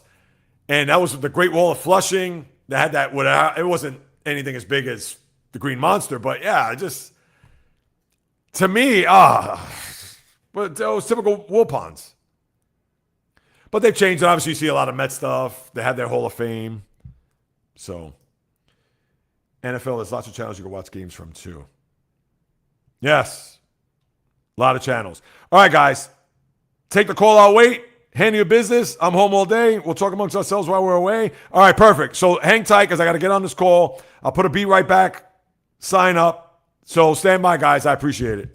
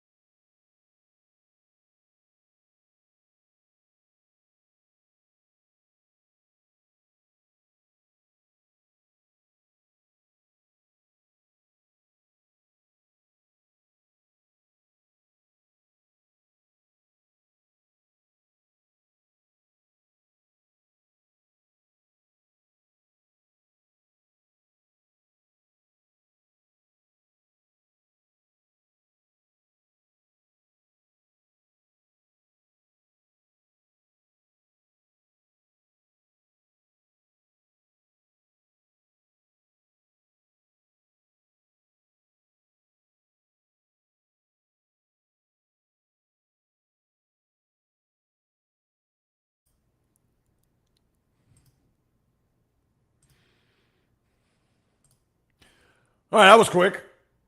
So I appreciate you guys waiting. Thank you so much for that. And let's get back to, let me put this right here. Let's get back to your comments here. Yeah, Waffle Iron Cubs on Marquee, very good. Did not know that. That third payment rules came out. Oh, really? I know, Bernie Madoff. What a nightmare that was. I appreciate you guys handling your business. Of course, Waffle Iron, Bio, take the call. We'll talk amongst ourselves. All right, cool. Laker fan. Yep, I know the novice is a big Laker fan. Hello, Warrior fan here, guys. Steph Jer, of course. That's hitting today. Yes. Now they're a juggernaut. What's the score? Is it still 9-5 top 8? And they got first and second, nobody out. Even with Lindor 2 for 5, 231. Jeez. Yeah, so McClain did pitch. I know. Now you got guys like Nate Lavender on the team, obviously with all the trades that they made. Now, that may have been Lindor's first home run in Cleveland since he left. I believe he did a home run in Citi Field against them. Interesting. Better late than never, Waffle Iron. Yeah. I know. Even though it is too little, way too late. Oh, what a mess. The Mets. Anyway, let's see. Anything else happening here, sports-wise? Yeah, now you got, what is this? Steve Belichick on indefinite medical leave? Indefinite. I could read, just not so good. Yeah, I don't like that game. North Carolina, TCU, I understand why they put that there, but still. Yeah, I don't like it.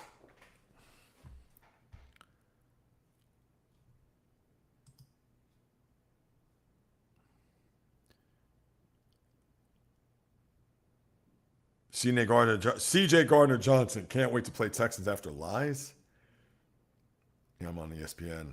Usually bounce around that Yahoo.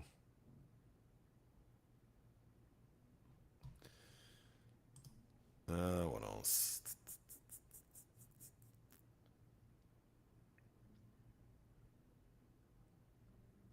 Yeah, USA roster for the FIBA Cup. That's the ladies. I mean, their team is stacked. I don't know who's going to beat them. I couldn't even tell you. What's that there? Oh. All right, here we go. You ready? Canton will be calling. So Bill Barnwell is ESPN. Every active NFL player who could make the Hall of Fame, including 17 who could retire now and get in. Let's have some fun with this. There are veterans at the end of their careers who have already proven themselves locks to receive the game's highest honor one day, such as Aaron Rodgers, Derrick Henry. Yes, they're locks. There are players in their prime who are well on their way. Justin Jefferson, Pat Surtain.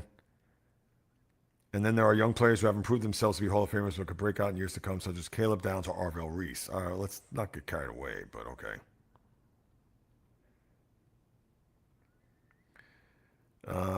Let's see. They got all the teams here. Ready for this? Cardinals, Buda Baker. He's on bad teams. Made 8 Pro Bowls. Pro Bowls, do they help? Yes. Give me all pro. First team in particular.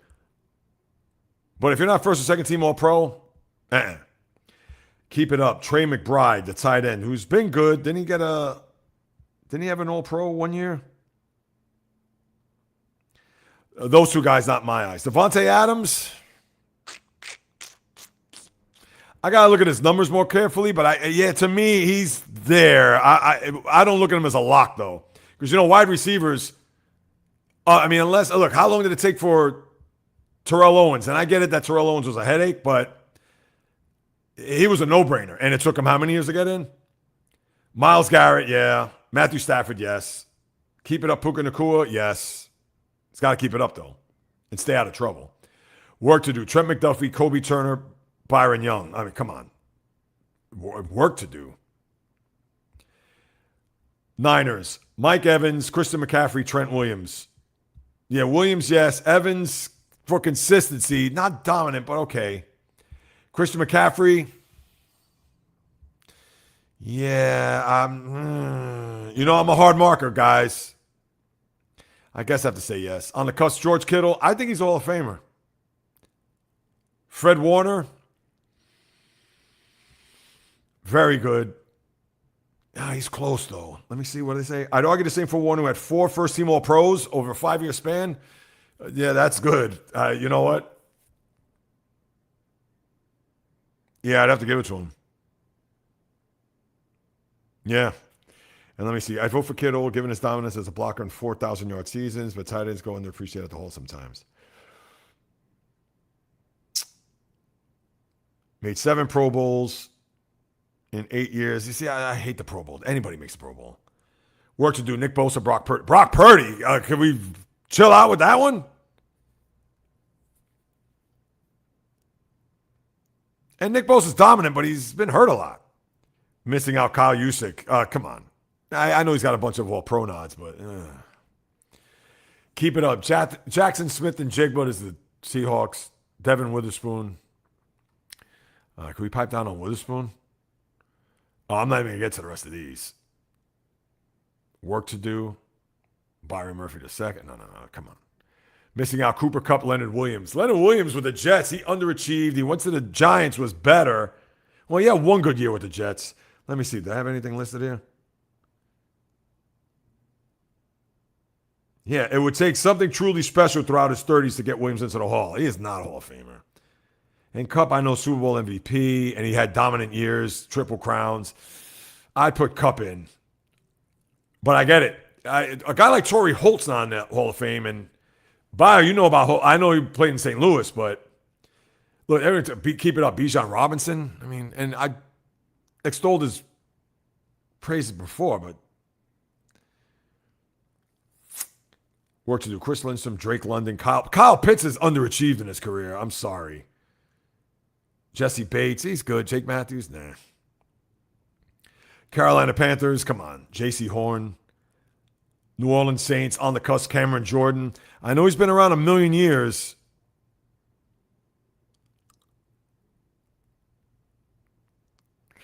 I could see an argument that Jordan has already done enough to get in after a 10.5 sack season in 2025. I got to look closely to him. I know he's been an excellent player, though. Alvin Kamara, he had a few great years, but ever since Breeze left, I mean, please. No, he's not a Hall of Famer. Tampa, Tristan Wirfs, still got time. Missing out. I mean, come on. Chris Godwin, good receiver, not great. Baker Mayfield, please. Please, come on. Next. Bears. Joe Tooney, yeah. First team All-Pro the past 3 years. He's on his way. For a guard, you got to be not even 5 would be good, but to me, you got to be 6 and up. Alan Faneca, Steelers. I believe he's 6 or 7-time first team All-Pro for a guard. 3 or 4 is nice, but not for a guard. And guard, that's a hard position to get in, unless your name is John Hanna. If you don't know who John Hanna is, youngins, look him up. No, New England Patriots, he's one of all-time greats. I know, work to do. I mean, come on. They put Caleb Williams and please. Lions, Amon-Ra St. Brown. Jahmyr Gibbs, stop it. Aiden Hutchinson. Getting hurt that one year didn't help. Penei Sewell, yeah, I could see him. Forget about, look at Kirby Joseph and Jared Goff, stop. On the cusp, Micah Parsons. Thing about Parsons, he's never been good in the postseason. And obviously he didn't play this past postseason. I believe in the 4 playoff games that he's played in when he was with the Cowboys, 1 sack. 1. And I get it, it's more probably a regular season award, but What do I say? You make a name in the regular season, your fame. Jordan Love, stop. Justin Jefferson, yeah. Missing out Harrison Smith. Now, you see, this is where he doesn't make it. He says missing out, which I'm sure I'm glad they gave him credit. Though he was consistently impactful safety in Minnesota, 14-year pro, 6 Pro Bowls, 1 first-team All-Pro. You're not a Hall of Famer. Cowboys, Tyler Smith, the guard. Stop. They got CeeDee Lamb, George Pickens, Quinnen Williams, Dak Prescott. Stop. And that's work to do. Odom Beckham Jr., Brian Burns is the Giants. Next. Lane Johnson. Yeah, I could see that. How many All-Pros? And this is for you. The novice bio we already talked about with the Rams. Best right tackle in football. Yeah, I'd probably give it to him. Jalen Hurts. Sorry. Quinion Mitchell, way too early. That's the keep it up category. Because they have it in categories. In, keep it up, work to do, and missing out.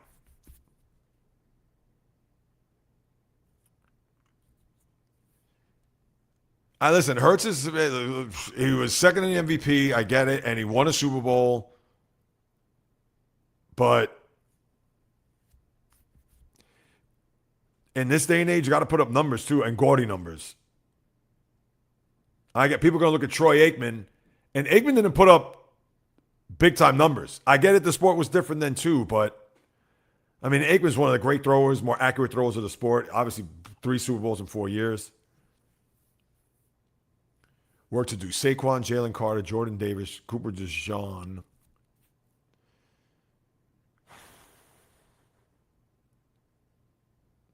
Yeah, Saquon's close. I don't think he's there either, though. Come on, they put in Jaden Daniels. It's work to do.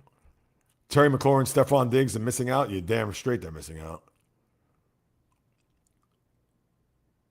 Denver, Nick Bonito, Quinn Miners, the guard, Pat Surtain. Work to do. Zach Allen, Bo Nix. Come on, stop it. Chiefs, obviously, Chris Jones, Travis Kelce, Patrick Mahomes. Don't even need to go there. Creed Humphrey, the center. First team All-Pro the last 2 years. He's in the keep it up category. Work to do. Trey Smith? Nah. Keep it up. Max Crosby. What is his... Doesn't say here. Brock Bowers, Tyler Lindbaum. Missing out Kirk Cousins. Please. Khalil Mack. Yeah, 3 first team All-Pros in Oakland. Defensive Player of the Year. Yeah, but Mack, ever since he left, he was all right with the Bears. 9 Pro Bowls, 113 career sacks, 148 tackles for losses.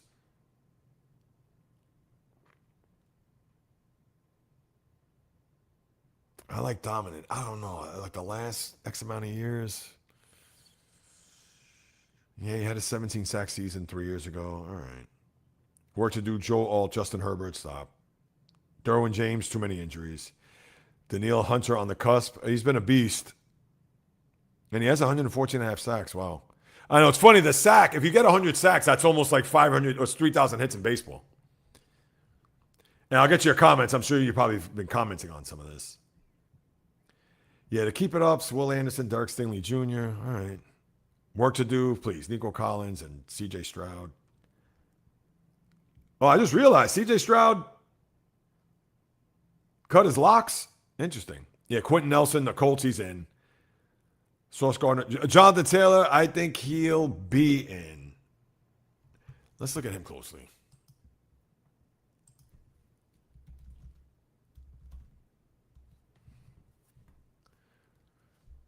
What's his... And running back's hard. He probably got second team. Oh, hang on, guys. Hi there. Is he there? Did he make it? He's still not here. They're like 15 minutes late or more, so they're supposed to be here at 3:30. Yeah, I know the flight took off on time, unless I don't know what happened. Let me, Trying to figure out. yeah, I don't know if you go to their, They showed me gate Easter 66. So I don't know. He's still not here. Funny when you say that. Tampa. Yeah, I'm looking it up now. Oh, it said, uh-oh. Yeah, it said scheduled arrival 3:28, but then I'm just reading here. It says diverted. Diverted where? Because I have to get him from the gate. Are you kidding? Where's my kid? I'm about to lose my phone. What do you mean? It said it got diverted to Tallahassee. Why? I don't know. God. Yeah, I'm looking at this now. It says, yeah, flight 2106, New York. It departed at 12:31, and it says diverted Tallahassee. Is there rain or anything going on by you? It did. It rained, but it was like for 2 seconds. Yeah, Tallahassee. Geez. And I can't get in contact with him. Was his phone almost dead before he left the house? No, well, he charged it. It was about at 50% when he left. So, yeah, who knows what it's going to be like now? No, it went straight to voicemail. Yeah, because I don't know. Can he take flight? Can he take calls in flight, even on Wi-Fi in the air? Yeah, but it's crazy. I don't even know. I need to figure out where's my child. This is gonna like really. Yeah, he's in Tallahassee. I don't know why they didn't tell. When I was there, they didn't say, hey, this flight's going to be diverted. I'm sure when they were in the air, they probably. Yeah, that's.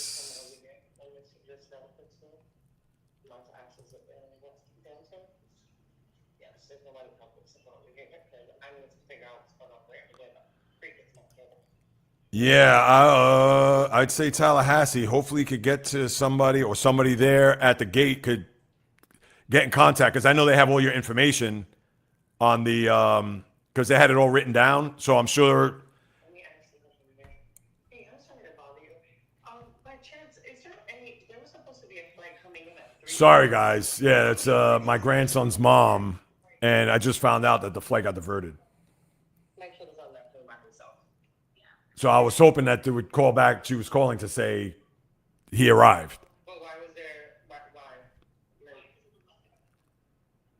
And so then they're not sending anybody updates because my child is on that plane and I'm not getting updates for that. No. So what happens is it diverts out, like you had to land in Tallahassee. All right, I'm looking at your comments. What they do is like the land and it can't serve what it's J-Rod, what is happening? I saw your text. in Tallahassee for more gas. So that way they can make its way back here. Okay, when is it getting to Tampa then? It should only Oh, bio, last day of peace and quiet. I see that. 5:35.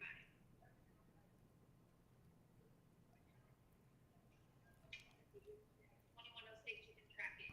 So that way you can see. It just would have been a great idea if we're paying them a service with a child on a plane, we should have gotten an update. Because I didn't get an update and I have my child on that plane by himself with a concierge.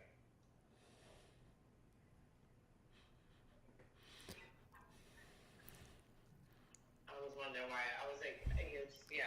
So they had to stop because of Can you believe that we had Bernie Madoff? Right? I know. So Bernie Madoff. What a mess. hello. Yes. It's yeah. So he's not getting here until like 5 something now. All right. I don't even know.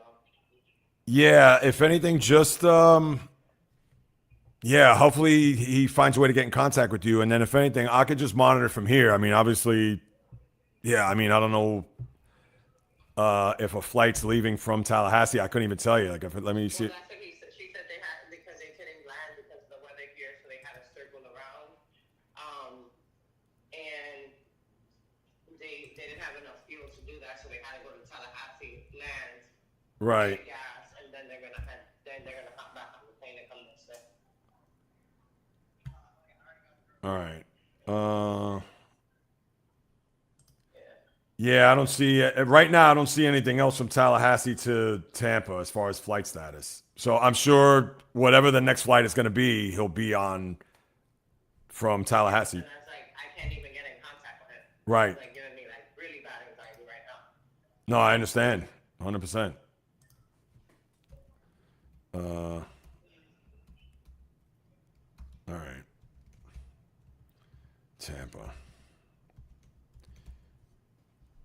Yeah, I'm just looking to see. Search by route. No, just by route. Yeah, nothing's coming up. I don't know why it's not. So, city or airport, Tallahassee.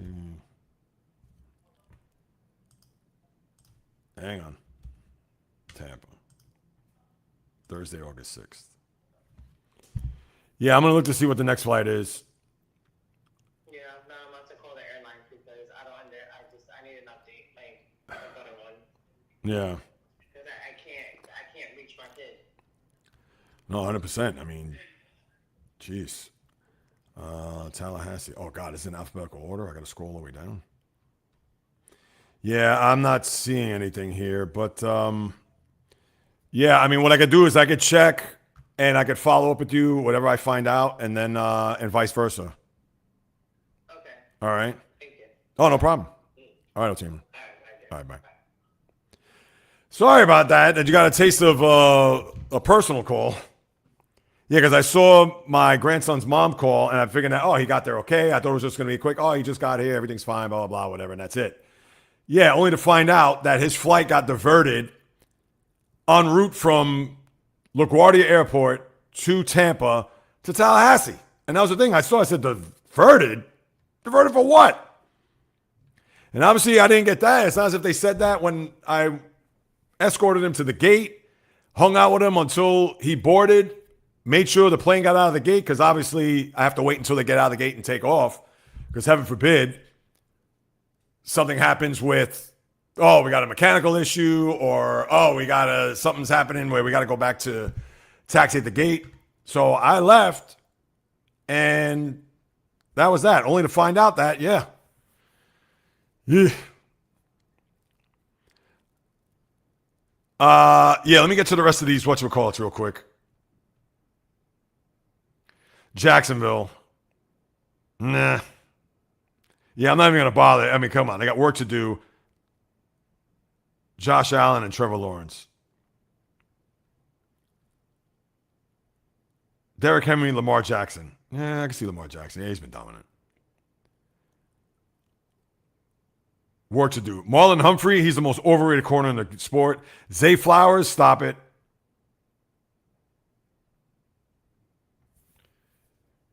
Jamar Chase, work to do. Joe Burrow, only because he hasn't stayed healthy. Steelers, Aaron Rodgers, TJ Watt. On the cusp, Cameron Hayward, Jalen Ramsey. All right, I'll be fair. Oh, come on. DK Metcalf's not a Hall of Famer. Hold on.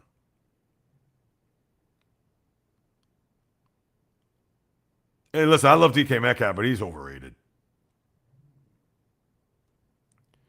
2 Pro Bowls. He hasn't come within 150 yards of that total, which is 1,303, in any of his 6 other campaigns. The whole of very good could be beckoning, but yeah. Yeah. Ramsey, 8-time Pro Bowler, 3-time first-team All-Pro. I'd like to more All-Pros, and he's going to be stuck at that. He's not getting a 4th. Hayward, how many All-Pros does he have?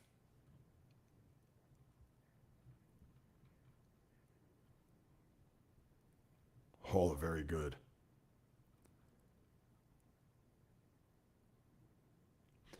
"16 seasons.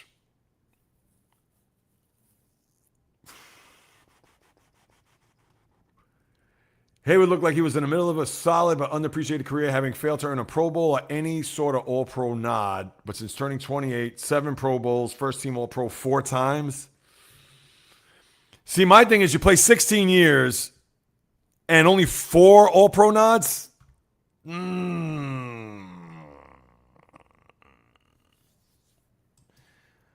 I think he falls short.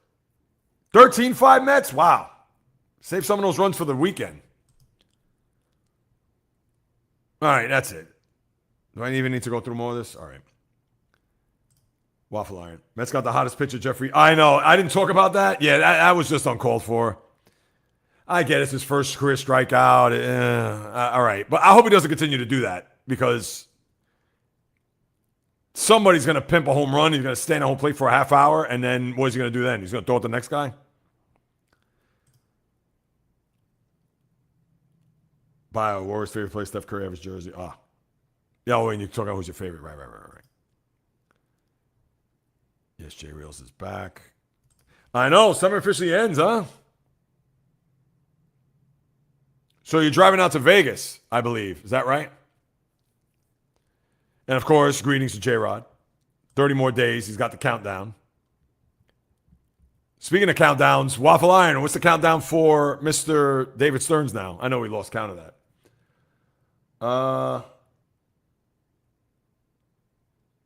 Let me think for a sec.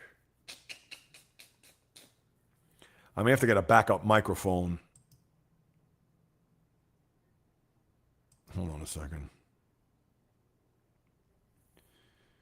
You know what? Let me get to your... I'll wait a couple minutes. I was going to get your comments. Yeah, let me continue. Hold on. Michigan, Wisconsin. 97. The year they won a national championship. Oh, that's good. Who's a better back than Gibbs? Bijan Robinson I like. I like Gibbs too a lot. I think Gibbs is excellent. Bijan Robinson, though, he's a monster. Hurt Parsons. He's a hybrid player. Yeah, he is. What's that? What hurts Parsons? Oh, what hurts Parsons is hybrid. Yeah.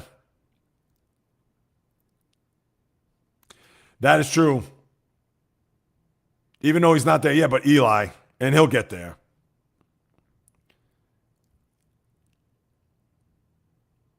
What hurts Parsons? Yeah, I could see that. Yeah, he doesn't stop the run. No, that's a good one, Donavis. Gibbs will be put in motion this year. And a lot will be empty backfield. Look like receivers this year. I could see that. What's this? What's Stephen A? What's he talking about today? I don't know. I haven't watched him. Oh, right. I know. It's 13-5. You already know a position player coming in. I know. Family first. Thank you, Val. Yeah, thanks, Bio. Thanks, guys. Yeah, I don't know why. Listen, and he said the weather, and I'm sure you probably heard. His mother came out and said that it rained a little bit in Tampa. But, yeah, why did it divert? Come on. And Tallahassee to Tampa, that's North Florida. And Tampa is by the Panhandle. If I had to take a guess, that's got to be 100-some-odd miles minimum. Now, I'm just going from city limit to city. Tallahassee to Tampa.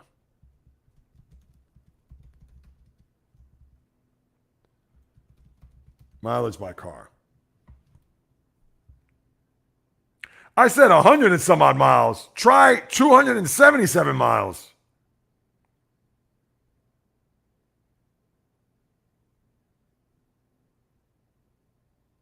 Holy crap. Listen, I knew it was far, but I didn't think it was that far. That sucker is a 4-hour and 2-minute ride.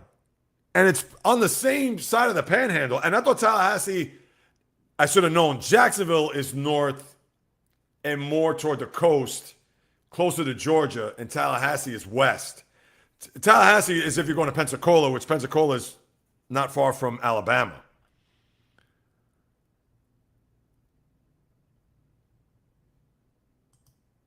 Yikes.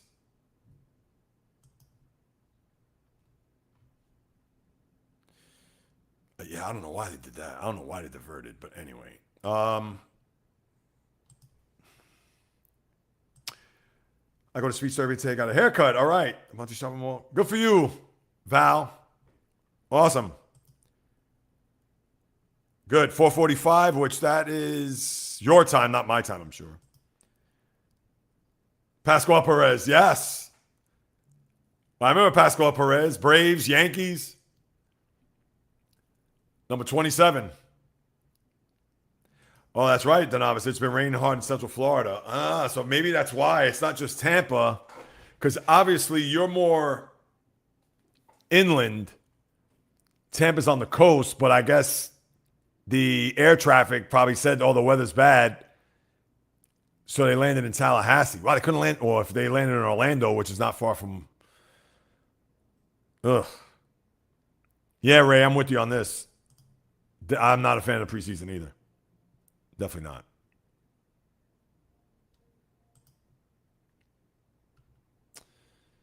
Definitely not. I agree. Wizards AD table contract talks until the season starts.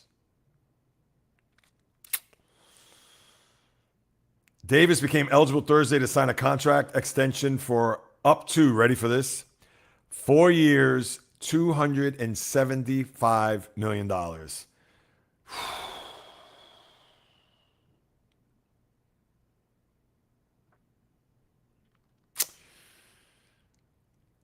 I'm sorry to say. And how old is Davis now? Isn't he 33? Not getting any better. Still good.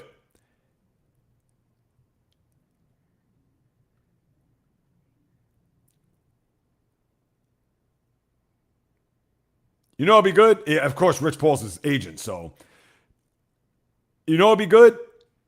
They still got years to go. But if I'm Anthony Davis, and I get it, you want to make as much money as possible, as if Anthony Davis doesn't have enough money, and who am I to tell him what to do with his money? But he's going to pull a Brunson and be like, hey, I'll take 4 years, $200 million. And the other 75, you could put it towards somebody else. And that's, I know we talked about that the other day with Carmelo and Brunson, how he said, oh, I would never have done that. I know the guys from the Pivot talked about that. Oh, here we go.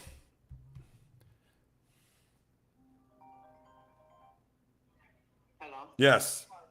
Hey, so I got in contact with him and he just called me. He's like, man, just want to let you know my flight is being diverted. They just landed in Tallahassee. Is that whatever that Tallahassee thing was? They said? Yes. They just landed. Okay. Oh, good. So he'll call me when they're leaving again, and then I'll keep you posted. Oh, okay, good. No, that's good to hear that he called and that, yeah, they're going to get him onto the next flight. I know. Me too. I was like freaking out. Like, where's Malik? Yeah, no, absolutely. Wow. All right, well, that's good to hear. So, yeah, just keep me posted. All right, no problem. Listen, thank you. All right, you're welcome. Thank you. All right. All right, so my grandson does have a flight, and he did call, so that's a good sign. I take that back. It's a great sign. Not excited about seeing Kenny Pickett tonight. Oh, yeah, Kenny Pickett. Who actually has a Super Bowl ring with you guys. Kenny Pickett. Yeah, I know, and I wasn't in love with him either. I mean, listen, when he got drafted, I was like, hey, he's from Pitt. Why not? But, ugh. He didn't get a fair shake. I know he got injured a lot, too, but. Deadspin. Kenny Pickett, Carson Beck give Hall of Fame game some real intrigue. Oh, they're trying to sell this? I know Deadspin. It's certainly not like it once was, but.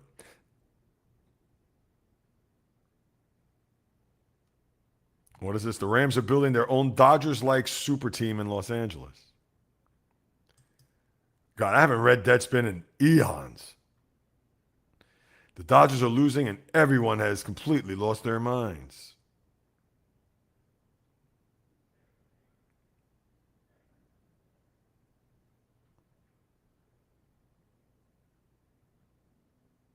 What is this?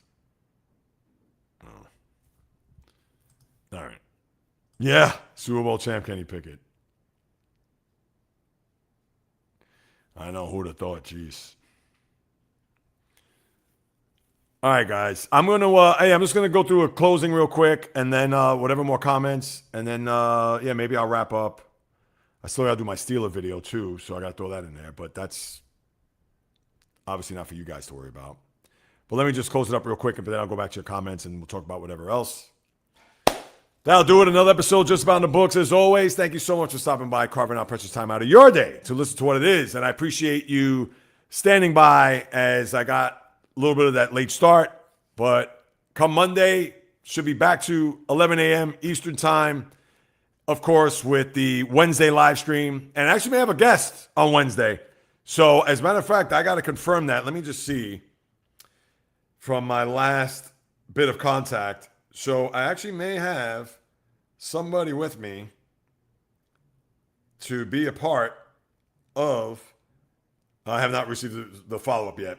So with that being said, stay tuned for that. And stay tuned for all the latest sports news, analysis, breakdowns. You know it, with yours truly. If you haven't subscribed to the channel, please do so right here on YouTube at JReels, as well as Apple, Spotify, whichever podcast platform you listen to for the audio file in you. Or if you do want to watch it on video for Spotify, you can do that there as well. Because whether you do or do not know, there's all other do people in the blood, in the DNA, talking sports since birth. Because where else are you going to get all this NFL, college football, baseball, breakdown, the whole nine in one podcast? I'm waiting. Still waiting as I'm doing the Hulk Hogan for those that are watching. But as long as I sit in front of this microphone and camera, I promise I'll deliver nothing but passion, fire, energy, fury, my thoughts, opinions, critiques, praise, analysis, feelings on anything and everything that happens on the world of the diamond, ice, gridiron, hardwood, golf course, racetrack, tennis court, boxing ring, octagon, you name it. From my lips to your ears, from my heart to your soul, from where to wherever you are, the J Reels podcast always comes correct, directed, in full effect. From the South Bronx, the South Beach, the South Central, the South Pacific, and all points beyond, peace, love, and God bless everybody. Enjoy your weekend. Have fun. Stay cool wherever you may be. Until next time on the J Reels podcast, on the flip, baby. No, thank you, Val. I appreciate you. You know that. And the Novice, Florida, of course. Let's see. Yeah, if that'll do it, my good peeps. I may pop up at some point over the weekend, now that I think about it. I want to start doing some more lives, those impromptu lives. And definitely need to do that. And want to do that, do more of that. I feel like I haven't done that in quite some time. I just don't wait for any particular sports news item that's going to be heightened. And it's like, oh, I got to jump on and talk about this.